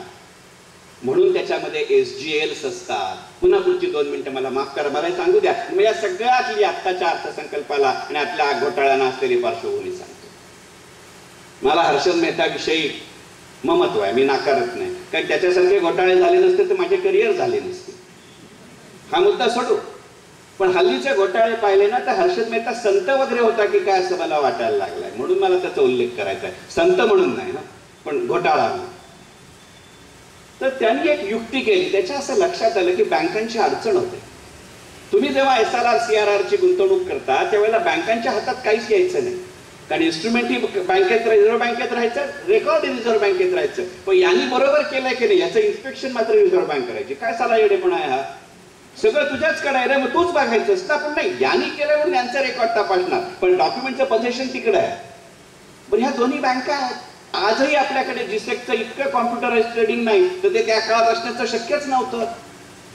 मग ते असं म्हणले की रिझर्व्ह बँकेच्या त्या दोन्ही बँका आहेत. उदाहरण घेऊ की त्या CLR आणि SLR ची इन्व्हेस्टमेंट करायची, पण समजायचं बरं का, माझी एक बँक आहे, पाटील साहेबांची आहे, मग मी काही सिक्युरिटीज पाटील साहेबांच्या बँकेला विकल्या. तर काय बाबा उदाहरण घेतो की गव्हर्नमेंट सिक्युरिटीज 2011 8.5%, म्हणजे काय की 8.5% व्याज देणारी 2011 साली मॅच्युअर होणारी गव्हर्नमेंट सिक्युरिटी माझ्या बँकेनं पाटील साहेबांच्या बँकेला विकली. मग रिझर्व्ह बँकेमध्ये 2 प्रकारचे लेजर्स असतात. एक या 2011च्या इन्स्ट्रुमेंटसाठी ज्याच्यामध्ये पाटील साहेबांचा माझं अकाउंट डेबिट क्रेडिट होईल, आणि दुसरा 2 लेजर्स, एक पाटील साहेबांच्या बँकेचं आणि एक माझ्या बँकेचं. मी जेव्हा त्यांना विकतो तेव्हा माझ्या खात्यात डेबिटला एंट्री येईल की जी सेक 2011 8.5% डेबिट, आणि त्यांच्या खात्यात एंट्री कॉन्ट्रा एंट्रीनुसार की 2011 क्रेडिट. म्हणजे पार्टी अकाउंट बॅलन्स झाले आणि गव्हर्नमेंट सिक्युरिटी अकाउंट बॅलन्स झाला. आणि हे झालंय की नाही हे इन्स्पेक्शन मध्ये पाहायचं असतं. तर गंमत अशी, आता लेजर त्यांची, इन्स्ट्रुमेंट त्यांची, तर त्यांनी स्वतःचाच रेकॉर्ड चेक केला की झालं असतं की नाही, पण ती याने आणि मी केले ना म्हणून ते आमच्याकडे येणार, पण हे इन्फॉर्मेशन ते आम्हाला देणार नाही. म्हणून रिझर्व्ह बँकेनं एक पॉलिसी डिसिजन घेतला की याची कच्ची पावती दिली जाईल, त्याला म्हणतात बँक रसीट. पण ती रिझर्व्ह बँक वेळेवर द्यायची नाही. आम्ही पडलो दोघं बँका, तो पडला माझा रेग्युलेटर. किती वेळा मी त्याला विचारणार हो की तुम्हाला डॉक्युमेंट देशील का, डॉक्युमेंट देशील का, डॉक्युमेंट देशील का. तो इथं डॉक्युमेंट देईल, दुसरीकडे माझी शेंडी पिळेल, ही भीती असते ना मला. मग हर्षद मेहता इथे पिक्चर मध्ये आला. हर्षद मेहता असं म्हणला, मी जर तुमच्या वतीने रिझर्व्ह बँकेकडे पाठपुरावा केला तर चालेल का. माझ्यासारखा बँकर किंवा पाटील साहेबांसारखा बँकर म्हणला, बरं झालं ना माझं काम दुसरा करतोय. तर माझ्यावरती एक अंगभूत बंधन आहे, मी किती वेळा रिझर्व्ह बँकेला विचारू. तो म्हणला, तुम्हाला 15व्या दिवशी इन्स्पेक्शन होतं की नाही, मी तुम्हाला 12व्या दिवशी आणून दिली तर चालेल. माझ्यासारख्या बँकरनी विचार केला, आयला मी प्रयत्न करायच्या ऐवजी तो करणार. मी प्रयत्न करून मला 14व्या दिवशी मिळत होती, या 12व्या दिवशी देतो, दोन्ही बाजूनी फायदा आहे. मग यांनी बोलबच्चनगिरी करून, म्हणून मी म्हटलं की you are the smartest speaker. त्याने रिझर्व्ह बँकेतनं व्यवस्था केली की बँक रसीद 5व्या-6व्या दिवसात मिळते. पण इथे गडबड सुरू झाली, नायदर प्रिस्क्राइब्ड नॉर प्रोहिबिटेड. ती निगोशिएबल नाहीये, ती ट्रान्सफरेबल नाहीये. पण इथं हर्षद मेहताचं डोकं हुशारीने लक्षात घ्या. हर्षद मेहता काय करायचा, 5व्या-6व्या दिवशी ती डीबीओडीतनं, रिझर्व्ह बँकेचं डिपार्टमेंट आहे, department of banking operations and development, तिथनं BR घ्यायचा. त्या BRला 2 रसीद असतात, एक रसीद पाटील साहेबांना मिळाली पाहिजे, एक रसीद मला मिळाली पाहिजे, म्हणजे ते ट्रान्झॅक्शन पूर्ण होतं. आणि ती दोन्ही रसीद जेव्हा एकत्र असतात तेव्हा ते निगोशिएबल झालेलं नाही हे लक्षात येतं. मग इथं हर्षद मेहतानी डोकं चालवलं. तो म्हणला, हा कायदा नाहीये, ही पद्धत आहे. म्हणून पहा, त्याच्यानंतर आपण बँकिंग मध्ये म्हणायला लागलो बँकिंग लॉ अँड प्रॅक्टिसेस किंवा प्रोसिजर्स, हे त्यातनं आलं. बघा कसे वेगवेगळ्या तऱ्हेने परिणाम होत जातात. मग तो काय करायचा, ही बँक रसीद घेतली की कमलाकर पाटील साहेबांकडे जायचा, त्यांची पण एक बँक आहे. तो म्हणायचा, बघा हे साहेब 130 कोटीची बँक रसीद आहे, हे ट्रान्सफरेबल नाही पण हे प्लेजेबल आहे, नायदर प्रिस्क्राइब्ड नॉर प्रोहिबिटेड. तुम्ही मला याच्या अगेन्स्ट पैसे देणार. आणि त्याला असलेली बॅकग्राऊंड लक्षात घ्या. 1990 साली राजीव गांधींनी आपल्यासाठी अर्थसंकल्प सादर केला. त्यात सांगितलं आता नॅशनलायझेशन वगैरे पुष्कळ झालं, प्रत्येक बँकेनं प्रॉफिट हा कमावलाच पाहिजे. फंड बेस्ड मिळवायचा नाही, फी बेस्ड मिळवायचा. फंड बेस्ड म्हणजे काय की ज्या भागाने मी ठेवी घेतल्या आणि ज्या भावाने मी कर्ज दिलं यातला फरक म्हणजे फंड बेस्ड इन्कम. त्याच्याऐवजी म्युच्युअल फंड विकले, इन्शुरन्स विकला, ब्रोकिंग विकलं, रँकिंग करून दिलं तर रोख इन्कम मिळतं, तो fee based income. Kamalakar Patil साहेबांची बँक म्हणते की दोन्ही रसीद एकत्र आहेत. तो म्हणतो ते बरोबर आहे. पाटील साहेब म्हणले पण 130 कोटीचे नाही देणार. हर्षद मेहता इथे हुशार. तो म्हणला, साहेब मी पण 130 कोटी मागत नाही, पण मार्जिन कमी ठेवा. हा, तर कमलाकर पाटील साहेब म्हणले की मार्जिन कमी ठेवायचं म्हणजे काय. हर्षद मेहताने पहिल्यांदा वापरलेला शब्द आहे. तो म्हणला, साहेब हेअरकट मार्जिन घ्या ना. आपण तो शब्द आजही वापरतो. त्याला कमलाकर पाटील साहेबांच्या बँकेने विचारले, हेअरकट मार्जिन म्हणजे काय. तो म्हणला, साहेब बघा हर्षद मेहता त्या काळातला, त्यामुळे तो माझ्या पिढीतला आहे, माझा एक थोडा 5-6 बॅच सिनियर, म्हणजे माझ्या शाळेत नव्हता पण वयाने. आत्ताच्या मुलांना कसं केस वाढवतात ते मी नाही बोलत. मलाही 23 वर्षाचा आणि 16 वर्षाचा मुलगा आहे. ते कुठनं केस वाढवतात हे मला कळायचं आहे अजून. तो घोटाळा काही माझ्याच्याने सुटलेला नाही. पण त्या पिढीचं बरं होतं, मागणं कुठच्याही सलूनमध्ये गेलं तरी मागणं चंद्रवर्कर, पुढचे जरा केस कागव्यानी पाडता येतील असं कर. मग तो न्हावी काय करतो बघा, कंगव्याने आपले केस पुढे करतो, पुढची फक्त 2 टोकं कापतो आणि मग त्यावेळेला केस आपल्या साधनासारखे दिसतात. तो जी पुढची फक्त टोकं कापतो याला म्हणतात हेअरकट मार्च. तो तिथनं शब्द रूढ झाला. बघा घोटाळ्यातनं अर्थव्यवस्था कशी बदलते. मग पाटील साहेब म्हणले 125 कोटी देतो. आम्ही म्हटलं फारच उत्तम. मग तो 125 कोटी माझ्या बाजारात गुंतवायचा. 91चा बाजार डोळ्यासमोर आला. त्या 125 कोटीचे 140 कोटी व्हायचे. तो कमलाकर पाटील साहेबांच्याकडे परत जायचा. साहेब हे तुमचे 128 कोटी रुपये प्लस हा 1 कोटी रुपये तुमचा ट्रेडिंग इन्कम. कमलाकर पाटील साहेब म्हणले चला बरं झालं, क्रेडिटला एंट्री वाढली. त्यांचे पैसे परत मिळाले. मी बँक रसीट परत घेतली. हर्षद मेहता म्हणून माझी पावती मला दिली. यशवंतराव पाटलांची रसीट त्यांना परत दिली. आम्हाला 14व्या दिवशी मिळणार होती ती 12व्या दिवशी मिळाली. कमलाकर पाटील साहेबांना 1 कोटी रुपये ट्रेडिंग इन्कम मिळालं. हर्षद मेहताला उरलेले 11 कोटी रुपये मिळाले. इतकं सर्वे ती सुखी नसतंतु सर्वे संतु निरामयाचं दुसरं उदाहरण असतं का? हे उघडकीस कसं आलं? आता पुढचं वाक्य की घोटाळा अनवधनाने उघडकीस येतो. त्यावेळेला सेबीमध्ये 2 वेडी लोक आली. म्हणजे जसं त्या टीटी कृष्णम्माचारीचं बजेट आलं नसतं. टीटी कृष्णम्माचारींचं नाव TTK. हल्लीच्या पिढीला जरा त्याच्याशी नातं जोडता यावं म्हणून सांगतो. आत्ता जो आपल्या क्रिकेट टीमच्या सिलेक्शन कमिटीचे चेअरमन आहेत ना कृष्णम्माचारी श्रीकांत, ते ह्या टीटी कृष्णम्माचारींचे नातू. आणि तो IPL मध्ये अभिमन्यू श्रीकांत खेळतोय ना, तो यांचा पणतू. कारण तो अभिमन्यू श्रीकांत कृष्णम्माचारी श्रीकांतचा मुलगा. म्हणजे कसं जरा जवळचं नातं निर्माण होईल. त्याला म्हणजे घोटाळ्याशी नाही, विषय समजून घ्यायला ना. तुम्ही म्हणाल म्हणजे कृष्णम्माचारी श्रीकांतचा घोटाळा आहे का? ते मला माहिती नाही. त्याची बॅटिंग हा सगळ्यात मोठा घोटाळा होता, कारण तो सेहवागचा बाप होता. ती गोष्ट सोडा. तर आमच्या बाजारामध्ये त्याला TTK बजेटच म्हणतात. पण म्हणजे टीटी कृष्णम्माचारी बजेट नाही, टॅक्स अँड किल बजेट. याच्यावर टॅक्स, त्याच्यावर टॅक्स, त्याच्यावर टॅक्स. तसं हर्षद मेहतामध्ये होतं. आणि मग यातनं पुढे कशी गंमत झाली ते सांगतो. म्हणजे घोटाळे लक्षात येतील. याची आता सरकार शहाणं झालं. इथे पहिली JPC आहे. दुसरी JPC त्यांना 4000 पानाचं कागदपत्र सादर केली. ते दुसऱ्या दिवशी सकाळी 9 वाजता येताना ते सगळं वाचून आलेले असायचे, अगदी कॉमा फुलस्टॉप सकट. आणि मग ह्या बँकांनी त्याच्यावर आरोप करायला सुरुवात केली. प्रत्येक बँकेने कैफियत मांडली की वर यावा, हर्षद मेहताला विचारायचे. तू बोलणार नाही? होऊ द्या, जाऊ द्या, होऊ द्या. असं सगळं झालं. त्या सगळ्या बँका झाल्या. आणि हर्षद मेहताला म्हणले आता तरी तू बोलणार? हो म्हणले आता बोलणार. आणि वर यावाची थोडं पुढच्या इन्स्टन्सकडे जायच्या आधी माहिती सांगतो. वर यावा पारशी, वयस्कर आणि अविवाहित आणि मरणाचे भडकू. ML तसेच होते, फक्त पारशी नव्हते. त्यामुळे हे हर्षद मेहताला माहिती. म्हणून मी सुरुवातीला सांगितलं की हर्षद मेहता काय, हरिदास मुंदडा काय, प्रेमचंद रायचंद काय, केतन पारेख काय, हे सगळे सुंदर स्पीकर आहेत. पुढचं वाक्य मी सांगितलंय, मी परत परत म्हणणार नाही. स्वतःकडे किती कमीपणा घ्यायचा. तो उत्तराला उभाच पाहिला तरी सुरुवातच केली. म्हणला साहेब मी बोलतो पण तुम्ही चिडायचं नाही. वर यावा म्हणले नाही चिडणार, सांग. आणि ह्यांनी पहिलंच वाक्य म्हणलं की समजा तुम्हाला सुंदर तरुण मुलगी आहे. झालं. वर यावा चिडले. ते म्हणजे तुला समजतं का काय येते? म्हातारा माणूस मी, अविवाहित आहे. म्हातारापणी तरुण सुंदर मुलगी कशी असेल? त्यात मुळात माझं लग्न झालेलं नाही. तो म्हणला साहेब मी समजा म्हणलं, तिकडे का तुम्ही दुर्लक्ष केलं? म्हणजे 2G मध्ये आपलं दुर्लक्ष कसं झालं ते पहा. तो म्हणला हा ठीक आहे बोल. म्हणले साहेब कल्पना करा, तुम्हाला अशी सुंदर तरुण मुलगी आहे. तुम्ही एका खूप मोठ्या हाऊसिंग कॉम्प्लेक्स मध्ये राहताय. त्या कॉम्प्लेक्सचा गेट आहे ना, तिथे माझी एक टपरी आहे. म्हणजे असे ते काळं मेण कापड वगैरे टाकलेलं असतं ना, माझ्या लहानपणी असायचे. आणि तिथे बसून मी अंगठे शिवतोय. पण माझ्या मनात आलं की तुमच्या सुंदर तरुण मुलीशी लग्न करायचं. मी आलो तुमच्या घरी, तुम्हाला सांगितलं की साहेब मला तुमच्या सुंदर तरुण मुलीशी लग्न करायचंय. आता म्हणले जबाबदारी कोणाची? तुमची, तुमच्या सुंदर तरुण मुलगीची की नाही? तुम्हाला माहिती माझी अवकात काय? मी तुमच्यावर जबरदस्ती केली आहे? मी तुमच्या मुलीला त्रास दिलाय? मी तुमच्या मुलीला पळवून नेलंय? मी तुमच्या डोक्यावर बंदूक ठेवली आहे? किंवा तुम्ही नाही म्हणलात तर मी तुमच्याकडे बघून घेईन असं म्हणलंय? म्हणले नाही. म्हणला ह्या बँकांचं तसंच आहे. या 22 जणांपैकी 1 जण तरी म्हणला का की मी जबरदस्ती केली म्हणून? पैसे कुणाचे? यांचे. नियम कुणाचे? यांचे. रिटर्न कुणाला मिळाले? यांना.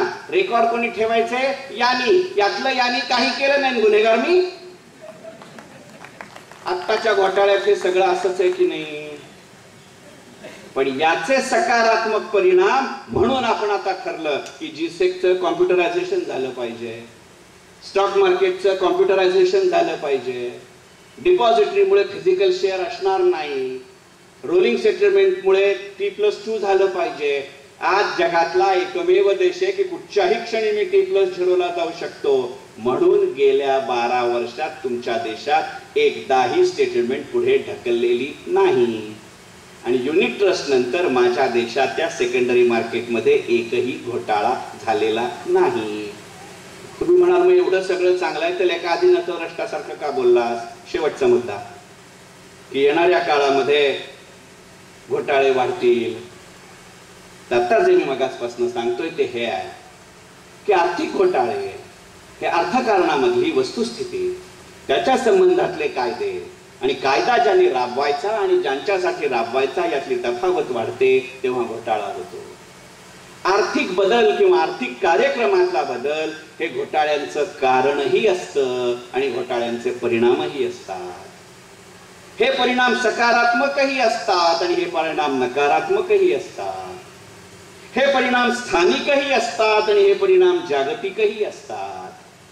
हे परिणाम अल्पकालीनही असतात, मध्यमकालीनही असतात आणि दीर्घकालीनही असतात. आणि या प्रत्येकाचा अर्थव्यवस्थेवरती होणारा परिणाम वेगवेगळा असतो. आणि आज याचं महत्व अशासाठी आहे की प्रेमचंद रायचंदचा काळ असेल, हरिदास मुंदडाचा काळ असेल, हर्षद मेहताचा काळ असेल, तोपर्यंत माझी अर्थव्यवस्था नियंत्रित होती. त्याचं आंतरराष्ट्रीय अर्थकारणाशी नातं नव्हतं. हा महत्वाचा बदल आहे की नाही? माझ्या देशात तोपर्यंत शेअर बाजार ही फार फार तर चर्चेची किंवा फार फार तर हरामखोरीची अशी जागा होती. आता ती गुंतवणुकीची जागा आहे. हा महत्वाचा बदल आहे की नाही? आणि त्याही पेक्षा महत्वाचा भाग म्हणजे हरिदास मुंदडा हे प्रकरण, प्रेमचंद रायचंद हे प्रकरण वेगळ्या अर्थी नियंत्रिताकडून जागतिकीकरणाकडचं होतं. हरिदास मुंदडा हे प्रकरण कृषी प्रधानकडून उद्योग प्रधानकडे येण्याच्या का संक्रमणाचं होतं. हर्षद मेहता हे प्रकरण उद्योगाकडून सेवाकडे येण्याचं होतं आणि 2G हे पूर्णपणाने सेवाचं होतं. आता येणाऱ्या काळात घोटाळे का होतील हे लक्षात घेऊ. हा मुद्दा वेगवेगळ्या संदर्भात मी आधी मांडलाय. त्यावेळी त्याच्या पूर्वार्धाकडे यशवंतरावांसारख्या श्रोत्यांनी की ज्याने म्हणजे जवळजवळ आता 100-125 भाषणं ऐकली आहेत त्यांनी पूर्वार्धाकडे दुर्लक्ष केलं तरी चालेल, उत्तरार्धाकडे मात्र लक्ष द्या. तर पार्श्वभूमी तीच राहते. पण म्हणून घोटाळ्यांचं प्रमाण वाढेल आणि हा अर्थव्यवस्थेतला बदल आहे. आणि तो बदल अशासाठी महत्वाचा आहे की ज्या डेमोग्राफिक डिव्हिडंडची आज आम्ही चर्चा करतोय, ज्याच्या जोरावरती आम्हाला हे अर्थकारण 9%, 9.5%, 11%, 12% आणि वाढवायचंय. मला खात्री आहे की संदीप वासलेकरनी काल याची चर्चा केली असेल. संदीप असं म्हणला असेल की 9.5% वाढ याचा अर्थ 9.5% लोकांचा विकास. ही गोष्ट खरी, पण तेवढाच त्याचा अर्थ नाहीये. 9.5% वाढ म्हणजे गेल्या वर्षीच्या तुलनेपेक्षा यंदाच्या उत्पन्नामध्ये झालेली वाढ. आणि तुम्ही कितीही सामाजिक व्यवस्था राबवल्यात तरी लिमिटेड लोकांचीच वाढ होते. सर्वंकष वाढ होणं ही मीथ असते. आणि मुळात कृषी आणि उद्योग क्षेत्राचा आणि सेवा क्षेत्रातला हा मूलभूत फरक आहे. कृषी क्षेत्र आणि उद्योग क्षेत्र आपलं उत्पन्न निर्माण करायला वेळ घेतात, पण त्यातल्या त्यात ते डेमोक्रॅट असतात कारण ते टीमवर्क असतं. माझी अगदी छोटी शेती असली तरी घरातला एकटाच पुरुष नाही म्हणू शकत की माझ्या जोरावर शेती केली म्हणून. त्याच्यात बैल असतो, त्याच्यात नांगर असतो, त्याच्या घरातली माणसं असतात. कितीही छोटी फॅक्टरी असली तरी तो म्हणू नाही शकत माझ्या एकट्याच्या जोरावर केलं. वॉचमन पासून चेअरमन पर्यंत सगळे लागतात. पण सेवा कंपनीत मी ते म्हणू शकतो माझ्या एकट्याच्या जोरावर केलं, कारण सेवा क्षेत्र कॅपिटल ओरिएंटेड नाही, ते कन्सेप्ट ओरिएंटेड आहे. पहिला मुद्दा.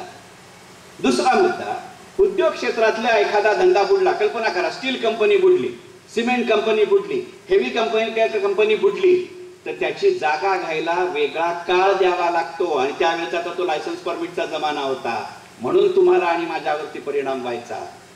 आता सेवा क्षेत्रात तसं काही नसतं ना. तिथे फक्त आयडिया लागते, तिथे फक्त कॅपिटल लागतं. मी चेष्टेने उदाहरण देतो की आमच्या डोंबिवलीला म्हणता तुम्ही पोळी भाजीचं गाव, बरोबर आहे. आमच्याकडे 370 पोळी भाजी केंद्र आहेत. त्यातले एक बंद पडलं मी दुसरीकडे जाऊन पोळी भाजी घेतो. एक BPO बंद पडला मी दुसरीकडनं सर्व्हिस घेतो. एक केपीओ बंद पडला मी दुसरीकडनं सर्व्हिस घेतो, एक एलपीओ बंद पडला मी दुसरीकडनं सर्व्हिस घेतो, एक कॉम्प्युटर कंपनी बंद पडली मी दुसरीकडे जातो, कारण मुळात माझा शेल्फ लाईफच कमी आहे. आज चाललेलं सॉफ्टवेअर उद्या चालत नाही, आज घेतलेलं हार्डवेअर आउटडेटेड होतं, मग मी म्हणतो बरं झालं जुनी कंपनी गेली. त्यामुळे ग्राहकावरती काहीही परिणाम होत नाही, आणि ग्राहकावर परिणाम होत नाही म्हणून त्यांचा एक कलेक्टिव्ह ऍक्शन जन्माला येत नाही. आणि जोवर कलेक्टिव्ह ऍक्शन जन्माला येत नाही तोपर्यंत कोणतंही सरकार कधीही करेक्टिव्ह ऍक्शन घेत नाही. आणि म्हणून मी म्हणलं की जितके जणांनी वर्ल्ड कप फायनल पाहिली तितक्या जणांनी मतदान करायची सवय लावून घेतली तरच ह्या घोटाळ्यांना पायबंद होईल. हे त्याचं सामाजिक आणि राजकीय रूप झालं, त्याचं आर्थिक रूप मांडतो आणि आपली रजा. उद्योग क्षेत्रामधलं आणि सेवा क्षेत्रातलं महत्वाचा फरक हा आहे, आणि हा मुद्दा मी अनेक वेळा वेगवेगळ्या पद्धतीने मांडला, कारण तो माझा अत्यंत जिव्हाळ्याचा मुद्दा आहे की आपल्या उत्पन्नाचं स्वरूप बदललंय, आपल्या खर्चाचं स्वरूप बदललंय, आपल्या अपेक्षांचं स्वरूप बदललंय, आणि ते अर्थव्यवस्था कितपत पोलू शकेल हा प्रश्न आहे. तुम्ही साधा विचार करा ना, गेल्या 20 वर्षामध्ये गाजलेले सगळे महत्वाचे घोटाळे आहेत, थोडेफार अपवाद बघा, या सगळ्यांची चर्चा बरोबर नोव्हेंबर ते फेब्रुवारी याच महिन्यात कशी झाली? नोव्हेंबरच्या आधी किंवा फेब्रुवारीच्या नंतर का नाही झाली? अगदी 2G सकट. तुमच्या लक्षात येईल की नोव्हेंबर ते फेब्रुवारी हा काळ आपल्या सगळ्यांचा टॅक्स रिलेटेड इन्व्हेस्टमेंट करण्याचा आहे. त्या काळात माझ्या मनातच शंका येते, ह्याला पैसे घालवू का, गुंतवू का नाही म्हणत मी, घालवू का म्हणतो.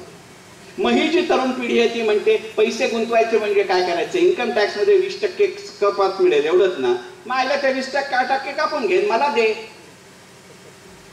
ती व्यक्ती म्हणून विचार चूक नाही, पण जर असा आज 54% सेवा क्षेत्राचा माझ्या जीडीपी मध्ये वाटा आहे आणि माझ्या एकूण सरकारी उत्पन्नाच्या 54% जर वाटा सेवा क्षेत्राचा असेल तर त्या सेवा क्षेत्रातला 81% तरुण वर्ग आहे. त्या 81% असा विचार केला आता टॅक्स कापून घे, पुढचं पुढे पाहू, याचा अर्थ सरकारजवळ इन्व्हेस्टमेंट नाही. जर सरकारजवळ इन्व्हेस्टमेंट नाही तर सरकार बाजारातनं पैसे उचलणार. जर सरकार बाजारातनं पैसे उचलणार तर खाजगी क्षेत्राला काय शिल्लक राहणार?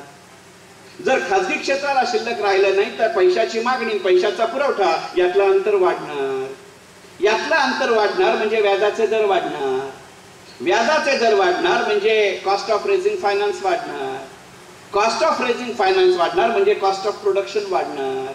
कॉस्ट ऑफ प्रोडक्शन ज्या वेगाने वाढतं त्या वेगाने बाप जन्मात कधीच डीए वाढत नाही, म्हणजे मागणी कमी होणार. मागणी कमी झाली म्हणजे उत्पादन, विक्री आणि नफा या तिन्ही गोष्टींवरती सरकारचं कराचं उत्पन्न कमी होणार. आता इथे फरक लक्षात घ्या, उत्पादन वरती असलेला कर हा एक्साइज किंवा कस्टम्स आहे, तो इनडायरेक्ट आहे पण तो सेंट्रलला जातो. विक्रीवरचा कर हा डायरेक्ट आहे पण तो स्टेट्सना जातो. आणि नफ्यावरचा कर हा सेंट्रल गव्हर्नमेंटला जातो पण तो डायरेक्ट आहे. म्हणजे इनडायरेक्ट किंवा डायरेक्ट, स्टेट किंवा सेंट्रल, सगळींकडे पैशाची बोंब, म्हणजे पुन्हा पहिलं चित्र जन्माला येणार की नाही. म्हणून मी म्हणलं येणाऱ्या काळात घोटाळे वाढू शकतात, पण याच्यावरती आम्ही शहाणे झालो. म्हणून आम्ही टॅक्स इन्फॉर्मेशन नेटवर्क तयार केलं एक देश म्हणून. आणि मी अभिमानाने सांगेन कारण मी ज्या कंपनीत काम करतो ती NSDL टॅक्स इन्फॉर्मेशन नेटवर्क चालवते. त्यामुळे आता सरकार म्हणतं वेळच्या वेळी आणि पाहिजे त्या प्रमाणात टॅक्स गोळा होतो, म्हणजे योग्य प्रमाणात आणि वेळच्या वेळी टॅक्स तयार होतो. पण हा टॅक्स केव्हा दिला जाईल? जेव्हा तुमच्या आणि माझ्या खिशात पगार असेल. मग ज्या डेमोग्राफिक डिव्हिडंडचा मी विचार करतो, डेमोग्राफिक डिव्हिडंड म्हणजे काय? तर आम्ही ताठमानेनं, अभिमानानं, आनंदानं, आपुलकीनं असं सांगतो की माझ्या लोकसंख्येचं जे प्रमाण आहे त्या लोकसंख्येमध्ये वय वर्ष 18 ते 25 यांचा वयोगट असलेला 35% लोक आहेत. याच्या जोरावरती APJ अब्दुल कलाम म्हणले की 2020 साली माझा देश महासत्ता होईल. पण जे आता 18 ते 20-25 वयोगटात आहेत ते जर प्रमाण 35% असेल तर म्हणजे येणाऱ्या 35 वर्षामध्ये माझ्या देशातल्या सिनियर सिटीजन्सचं प्रमाण वाढलेलं असेल. मी सिनियर सिटीजन्सच्या विरुद्ध नाही, कृपा करून गैरसमज करून घेऊ नका. मी त्या पिढीविषयी अत्यंत कृतज्ञ. त्या पिढीनं कष्ट केले म्हणून माझी पिढी आपल्या वाईजातपणाची बडबड करत फिरू शकते. मी अत्यंत कृतज्ञ आहे. पण त्यांची पिढी जेव्हा कार्यरत होती, ती उद्योग क्षेत्रात होती, ती कृषी क्षेत्रात होती, तिथे जे नोकरीच्या सुरुवातीला शिकलो ते शेवटपर्यंत वापरता येण्याची हमी होती. सेवा क्षेत्रामध्ये ती राहिलेली नाही. त्यामुळे मला दर नव्याने शिकावं लागेल आणि हे ते शिकले नाही तर ते त्यांच्या करिअरमध्येच बर्नआउट होतात. आणि आता औषधीय प्रगतीमुळे, वैद्यकीय प्रगतीमुळे समाज जगू देत नाही आणि औषध मरू देत नाही अशी जेव्हा स्थिती होते तेव्हा तुमच्या अर्थव्यवस्थेवर किती काळ तुम्ही ताण देणार. पण याची चर्चा करायला आमच्याकडे कोणालाही वेळ नाही. आणि तिसरी गोष्ट पहा, कसं समाजकारण, राजकारण, अर्थकारण हे शेवटी घोटाळ्यांचं असतं. म्हणजे समाजकारण घोटाळ्यांसाठी करतात असं मला म्हणायचं नाही, कृपा करून गैरसमज करून घेऊ नका. जर सगळं समाजकारण घोटाळ्यासारखं असतं तर संजीवनी व्याख्यानमालेला इतका तुडुंब प्रतिसाद मिळाला नसता. आणि त्यांना मिळाला नसता तर मला वक्ता म्हणून कोण बोलावणार होतं. त्यामुळे मी इतका कृतज्ञपणा करणार नाही. पण गमतीचा भाग लक्षात घ्या, किंवा हा गमतीचा भाग सोडू आणि मूळ विषय लक्षात घ्या. पहा, जेव्हा कृषी अर्थव्यवस्था माझ्या देशामध्ये होती तेव्हा माझ्याकडे बालविवाह व्हायचे. कारण घरात जेवढी माणसं कामाला असतील तेवढी लागतातच ना. जेव्हा मी उद्योग क्षेत्राकडे गेलो तेव्हा दोघं नवरा बायको, विशेषतः माझ्या पिढीमध्ये आम्ही नोकरी करायला लागलो. मग काय त्याला अंधश्रद्धा म्हणा, सामाजिक रूढी म्हणा, रीतिरिवाज म्हणा, परंपरा म्हणा, पंचांगवाले म्हणा, काय वाटेल तेव्हा. पण नवरा आणि बायकोच्या वयामध्ये अंतर असायचं, 5-6 वर्ष अंतर हे ऍव्हरेज होतं. ह्यातल्या अंधश्रद्धा वगैरे काय जे म्हणायचं ते म्हणा, पण याचा एक आर्थिक चांगला परिणाम होता तो लक्षात घ्या. ज्या वेळेला नवरा बायकोमध्ये 5 वर्षाचं, 6 वर्षाचं, 8 वर्षाचं अंतर असतं तेव्हा त्यांची करिअरही वेगळ्या वेळेला पीकला येते, त्यांचा इन्कमही वेगळ्या वेळेला पीकवर येतो. त्यामुळे त्यांच्या इन्व्हेस्टमेंट्सही वेगळ्या वेळेला अपेक्षांच्या दृष्टीने पीकला येतात. एकाच घरात जर ही तफावत असेल तर ती संपूर्ण समाजात आणि देशात असते. जेव्हा तुमच्या एक्सपेक्टेशन्सचा, व्यवस्थेवरचा तणाव विखुरलेल्या परिस्थितीत येतो तेव्हा तो मेंटेन करता येतो. ज्या डेमोग्राफिक डिव्हिडंडमध्ये सेवा क्षेत्रामध्ये मी काम करतो तिथे बॅचमेटशी लग्न करतात. ते बॅचमेटशी लग्न करतात ह्याचा अर्थ ते दोघं एकाच वयाचे आहेत असं नाही, तर ते दोघं एकाच क्षेत्रात आहेत असं आहे. आणि ती पिढी माझ्या पिढीसारखी नोकरीला लागतही नाही किंवा माझ्या आधीच्या पिढीसारखी नोकरीला चिकटतही नाही. ती हल्ली इथे नोकरी करते. त्यामुळे त्यांचा इन्कम स्पॅन कमी आहे, त्यांचा लाईफ एक्सपेक्टन्सी जास्त आहे आणि त्यांचं कन्झ्युमर प्रोडक्शनचं स्वरूप वेगळं आहे. म्हणजे या सगळ्यांचा ताण एकाच वेळेला अर्थव्यवस्थेवरती आला तर घोटाळे करण्यावाचून काही पर्याय राहतो. मग बँकांसारखं झालं की नाही. आपण कशाला दोष द्यायचा हर्षद मेहताला. अर्थसंकल्पात सांगितलं गेलं तुम्ही नफा मिळवला पाहिजे, मग लागल्या सगळ्या बँका मिळवायला. मग लक्षात आलं पूर्वीच्या एका व्यवहारात 1 रुपया मिळत होता, तो मिळे नाही. मग हर्षद मेहतासारखी भारी माणसं म्हणली 1 रुपयात मिळवायचं आहे की नाही. आणि तेव्हा तर काय सिक्युरिटीज ट्रान्झॅक्शन टॅक्स नव्हता. मग आता 4 आणण्यासाठी 4 व्यवहार कर की. बँक म्हणली 4 रुपया मिळवायचा आहे, टॅक्स भरायचा नाही, करायला काय जातं. मग तिकडे सिक्युरिटी ट्रान्झॅक्शन टॅक्स लावला तर आता आम्ही इकडे गाला कमी केला. असं होतं इथं. पहिला मुद्दा. दुसरा मुद्दा, तुमच्या अर्थव्यवस्थेत झालेले बदल पहा. आता इथे बरीच जुन्या पिढीतली माणसं आहेत, त्यांच्या काळात क्रेडिट कार्ड ही पद्धतच नव्हती. कारण त्यांचं समाजातलं क्रेडिटच एवढं मोठं होतं, काय चायला एका कार्डामध्ये तुम्ही बंदिस्त करणार त्याला. कारण संपूर्ण गावाला त्यांच्याविषयी आदर असायचा. राजकीय मतभेद असतील पण व्यक्तिगत विद्वेष नव्हता. गावातल्या वाण्याकडनं महिनाभर सामान आणायचं आणि पगार झाल्यानंतर त्याचे पैसे द्यायची ही वसई डोंबिवलीमधली पद्धत होती. त्या वाण्यानं कधी घरातल्या बायका मुलांना हा प्रश्न विचारला नाही, कारण त्याला खात्री होती पगार मिळाल्यानंतर घरी जायच्या आधी हा मला पैसे देईल. त्यामुळे त्या पिढीनं क्रेडिट कार्ड वापरलं नाही. कॅशचा व्यवहार याचा अर्थ, मला मगाशी पूर्वी आत्ताच 2-4 दिवसापूर्वी एका कार्यक्रमावर गेलो होतो, नाव घेणार नाही. आपल्या महाराष्ट्रातला एक मोठा बिल्डर असं म्हणला की अंथरूण पाहून पाय पसरायचे दिवस गेले. पण त्या अर्थव्यवस्थेमध्ये तेवढंच शक्य होतं आणि त्यातनं बचत सुरू झाली. वेळ लागेल, पैसा लागेल, राहू द्या म्हणून त्यांनी कॅशमध्ये व्यवहार केले. कॅशमध्ये व्यवहार होतात तेव्हा लिक्विडिटीचा प्रश्न येत नाही आणि जेव्हा लिक्विडिटीचे प्रश्न नसतात तेव्हा व्याजदराचे प्रश्न नसतात. माझी पिढी क्रेडिट कार्ड वापरते कारण मला माहिती असतं मी 60व्या वर्षापर्यंत नोकरी करू शकतो. मी क्रेडिट कार्ड वापरतो तेव्हा फ्लोट माझ्याजवळ राहतो आणि मी पे फर्स्ट कन्झ्युम लेटर करत नाही तर कन्झ्युम फर्स्ट पे लेटर करतो. माझ्या डेमोग्राफिक डिव्हिडंडची पिढी प्रीपेड मोबाईल वापरते आणि डेबिट कार्ड वापरते. डेबिट कार्ड वापरते ह्याचा अर्थ त्यांना पैसे आधी भरावे लागतात आणि माल नंतर मिळतो. क्रेडिट कार्ड वापरणारी पिढी क्रेडिट आपल्या जवळ ठेवते. डेबिट कार्ड वापरणारी पिढी तो क्रेडिट किंवा फ्लोट त्या कंपनीला देते. चंद्रशेखर टिळक सारख्या सामान्य नागरिकांकडे जेव्हा क्रेडिट विखुरलं जातं तेव्हा अर्थव्यवस्थेत दुरुपयोग होत नाही. पण निवडक कार्ड कंपन्यांकडे क्रेडिट जेव्हा एकत्रित होतं त्यातनं मग तुम्ही कार्ड कंपन्यांचे घोटाळे जन्माला घातलेत की नाही? मग तुम्ही कितीही कायदे केले तरी ही परिस्थिती एका कायद्याने बदलेल का? हा अर्थव्यवस्थेवरचा परिणाम आहे की नाही? पण याची चर्चा करायला आमच्या खासदारांना वेळ नाही. बरं, ह्याला दस्तऐवज कारण नाहीये. यातलं राजकारण जसं मी 2Gच्या बद्दल सांगितलं, आत्ताही पहा ना, या 2G बद्दल जेपीसीची मागणी केली. माझा विरोध नाही जेपीसीला, मला संसदीय परंपरांविषयी माझ्या मनात नितांत आदर आहे. पण ही मागणी करणारे तरी सच्चे आहेत का हो?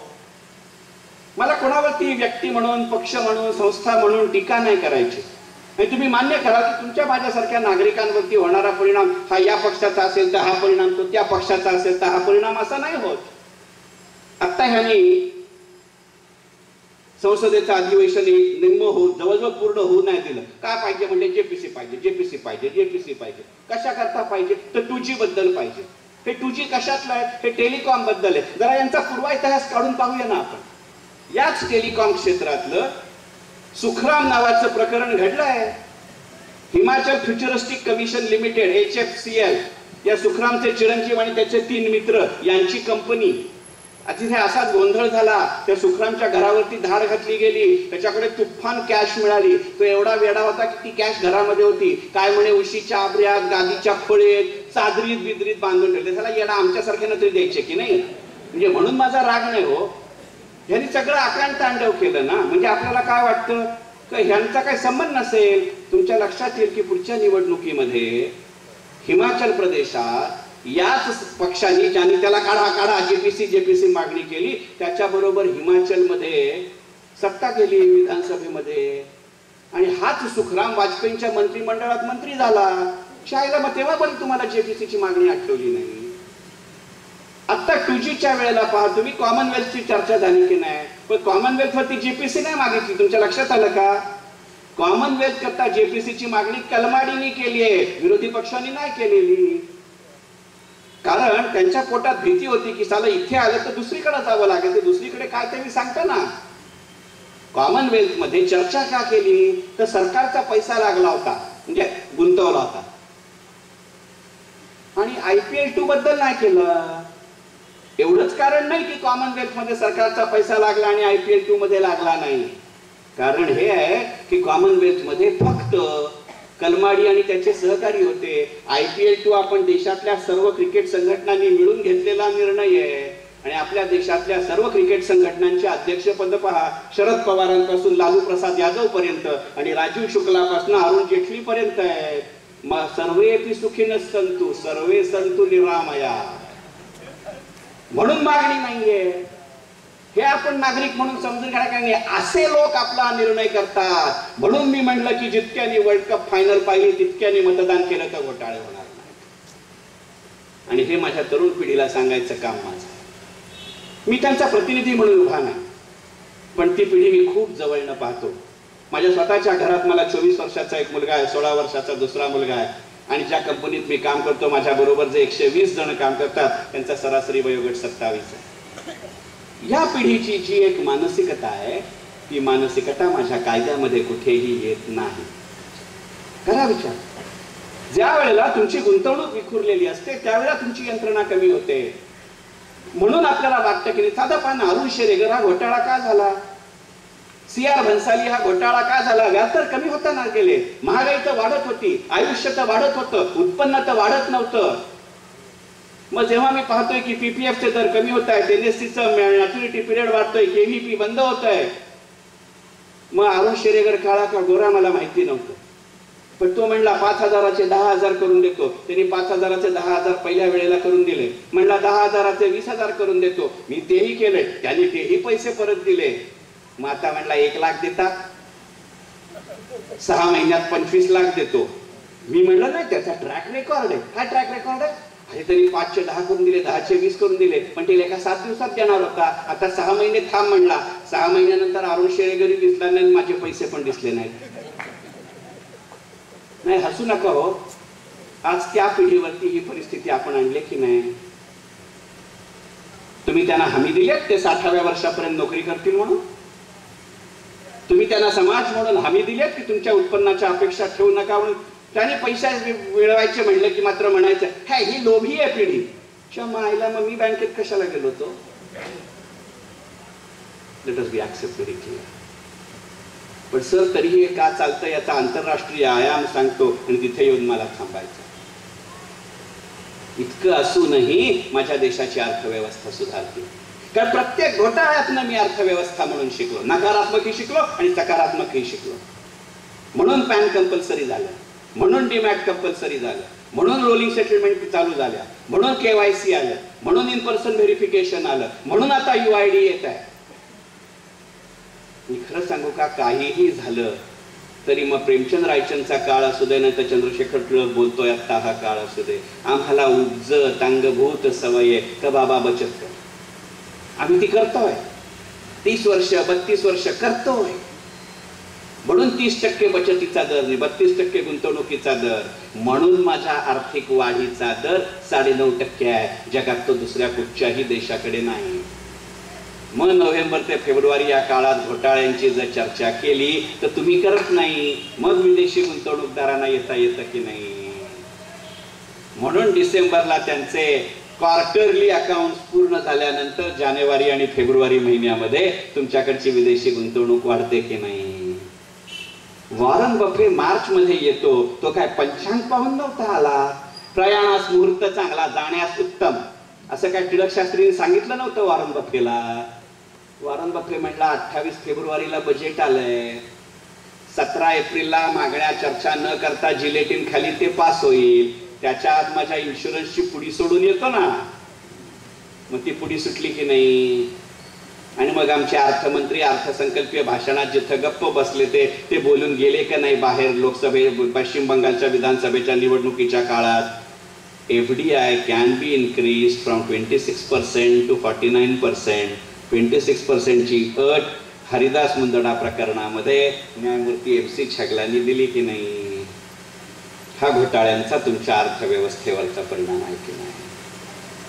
आणि याचा विचार न करता मी जर माझ्या गुंतवणुकीचा विचार करणार असेल, माझ्या अर्थव्यवस्था वैयक्तिक अर्थव्यवस्था सुधारायची म्हणून, तर मी किती जणांवर अन्याय करतो?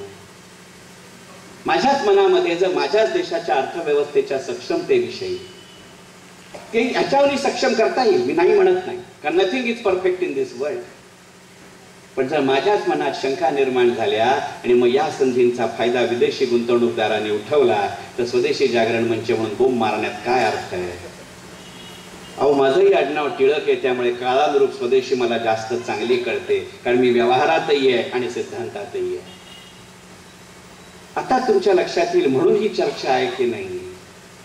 मगाशी माझी ओळख करून देताना नाईक साहेब जसं म्हणले की होय, मी गेली 24 वर्ष जसा सातत्यानं शेअर बाजाराच्या नोकरीशी संबंधित आहे, तशी तुमच्यापैकी अनेकांना कल्पना आहे की गेली 24 वर्ष मी सातत्याने केंद्रीय अर्थसंकल्पाचं विश्लेषण करत आलोय. 2012 हे माझं सलग 25वं वर्ष असेल. आणि मला नुकत्याच कळलेल्या माहितीनुसार जर मी खरोखरच मार्च 2012 मध्ये बजेटवर जेव्हा पहिल्या कार्यक्रमात बोलायला उभा राहील, तो भारतीयांनी केलेला विश्वविक्रम असेल. कारण कुठच्याही देशाचं उदाहरण घेतलं नाही. मी याच्याकरता नाही सांगत आहे, पण या अभ्यासाच्या सातत्यातनं लक्षात आलेली गोष्ट आहे की आत्ता जर मी फायदा उठवला नाही तर विदेशी गुंतवणूकदारी येतील. आणि म्हणून मी म्हटलं की नोव्हेंबर ते फेब्रुवारीमध्ये होणारे घोटाळे हे माझ्यावर लादलेले तर नाहीत ना. म्हणजे 2G झालं नाही असं मला म्हणायचं नाही, CR झालं नाही असं मला म्हणायचं नाही, पण अशी जी बातमी येते 1,33,000 कोटी रुपये गेले, चायला जे मिळालेच नव्हते ते जातील कसे? मार्केट कॅपिटलायझेशन 3,77,000 नुकसान, आईला जे माझ्या खिशातच नव्हतं ते जातील कसे? पण यातलं तुमच्या माझ्या मनात मात्र निर्माण होतात, टॅक्स घेऊन मला मोकळा कर, अर्थव्यवस्था कशी चालवणार? मग ती मंडळी येतात आणि या 24 जणांचा, ह्या 5 जणांचा 24 वर्षात असा अभ्यास केला आणि प्रत्येक आवृत्ती अपडेट करत गेलो. म्हणून मगाशी नाईक साहेब म्हणले तसं झालं की मार्चच्या पहिल्या आठवड्यात 8वी आवृत्ती आणि एप्रिलच्या पहिल्या आठवड्यात 9वी आवृत्ती. माझी कळकळीची विनंती आहे, कुठचाही घोटाळा नाही किंवा हा कमर्शियल ब्रेकही नाही, की जरूर माझ्या त्या पुस्तकाच्या खरेदीसाठी विचार करा. म्हणजे घोटाळा न होता माझी वैयक्तिक अर्थव्यवस्था सुधरेल हा भाग तो वेगळाच, पण त्याही पेक्षा सुद्धा ही माणसं कशी वागतात ते समजून घेऊया. आणि हा जो अर्थकारणातला फरक आहे की पूर्वी मी इतर देशांवरती अवलंबून होतो, आज इतर देश माझ्यावर अवलंबून आहेत. म्हणून आता पूर्वी चाकराच्या भूमिकेतनं जागतिक अर्थकारणाकडे, सबऑर्डिनेटच्या भूमिकेतनं जागतिक अर्थकारणाकडे पाहिलं. आज याचा सर्व सत्ताधीश म्हणून मी पाहणार की नाही हा प्रश्न. शेवटी एक गोष्ट लक्षात घ्या हो, निवडुंगाच्या झाडावर कोणी दगड मारत नाही. भरलेल्या आंब्याच्या आणि भरलेल्या जांभळाच्याच झाडावर लोक दगड मारतात. मग हे जर असेल तर हे एक नागरिक म्हणून मी माझ्या डेमोग्राफिक डिव्हिडंडच्या पिढीला शिकवणार की नाही, हा घोटाळ्यांनी माझ्या अर्थव्यवस्थेपुढे उभा केलेला प्रश्न. आणि तुमच्यापैकी अनेकांना कल्पना आहे, मी पुढच्या महिन्यात 51वं वर्ष पूर्ण करीन. हे वय साला असं वाईट असतं, 60-70 सारखं दुर्लक्ष करू शकत नाही आणि 30-40 सारखं लाथ मारीन तिथं पाणी काढीन म्हणता येत नाही. डोंबिवलीत आमच्या बिल्डिंग काही वेळेला इतक्या कमकुवत असतात, चला लाथ मारली बिल्डिंग कोसळली म्हणजे मी इन्शुरन्स घेतलेला नाही. हसू नका. मी तुम्हाला अनेक वेगवेगळे पैलू मांडले आणि मी जाणीवपूर्वक त्याचा निष्कर्ष काढत नाहीये, कारण तो तुमचा तुम्ही काढावा अशी माझी इच्छा आहे. आणि ती इच्छा असण्याचं कारण असं आहे की घोटाळे आणि परिणाम हा विश्लेषणाचा विषय आहे आणि हा इंटरप्रिटेशनचा विषय आहे. तो तुम्ही करावा अशी माझी इच्छा आहे. कारण या बाबतीतलं खरं कारण असं आहे की ही परिस्थिती दररोज वेगवेगळ्या अंगाने इव्हॉल्व होते आणि येणाऱ्या काळातलं सगळ्यात मला वाटणारी धास्ती आणि भीती अशी आहे, कारण मी फायनान्शियल सर्व्हिसेसशी निगडीत आहे, मी कॉम्प्युटराइज सर्व्हिसेसशी निगडीत आहे. कारण जगातला 3 नंबरचा हार्डवेअर आणि सॉफ्टवेअर आणि बँडविड्थचा युसेज असलेल्या कंपनीमध्ये मी गेली 14 वर्ष काम करतोय. त्याच्या जोरावरती मी तुम्हाला सांगतो की हा जो विषय आपण जवळ समजून घेत नाही तोपर्यंत ही गंमत लक्षात येणार नाही. आणि यामधलं माझं जे प्राबल्य आहे त्यातनं परसेप्शन विषयी घोटाळे निर्माण होत आहेत आणि हा इंडस्ट्री आणि सर्व्हिसेस मधला फरक आहे. आणि तो कसा परसेप्शनचा घोटाळा असतो पहा. जसं मी म्हटलं की नोव्हेंबर ते फेब्रुवारीमध्ये माझ्याच मनात निशंका निर्माण करतो, पैसे गुंतवू की नाही. तो कसा घोटाळा होता पहा. टी.व्ही. मोहनदास पै आणि के. दिनेश दोघांनी एकाच दिवशी एकाच कंपनीच्या संचालक पदाचा राजीनामा दिला. दोघांचाही राजीनामा 11 जून पासून येणार आहे.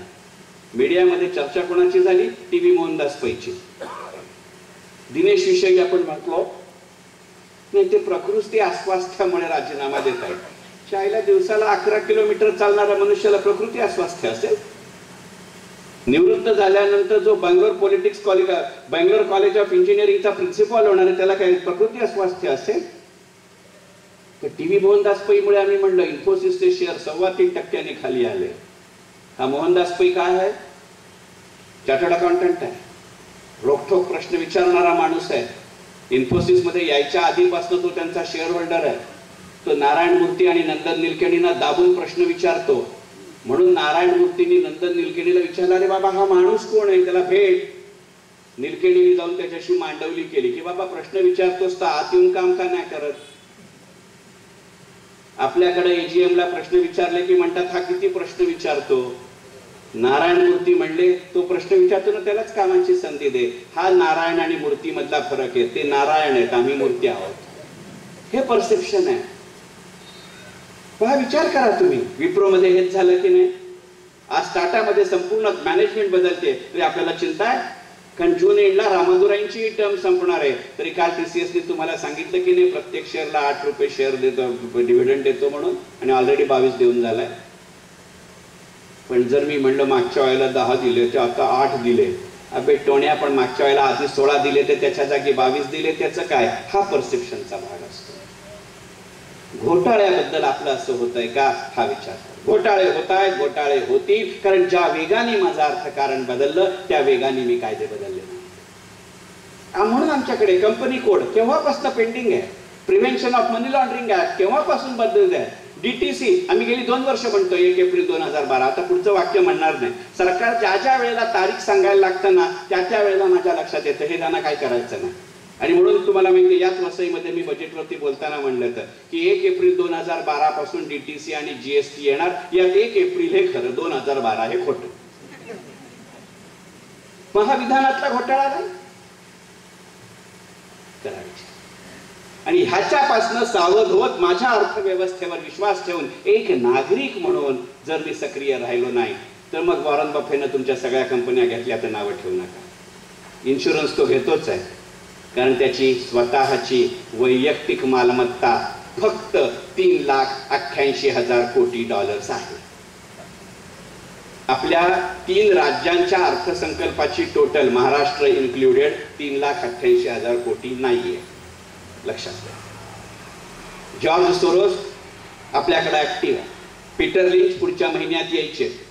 जॉन टेम्पल्टन आता वारले असले तरी त्यांचे म्युच्युअल फंड गेली 16 वर्ष आपल्या राज्यात कार्यरत आहे, देशात, आणि त्यांनी आपल्याला मॅक्सिमम रिटर्न दिले हे म्युच्युअल फंड इन्व्हेस्टर्सना माहिती आहे.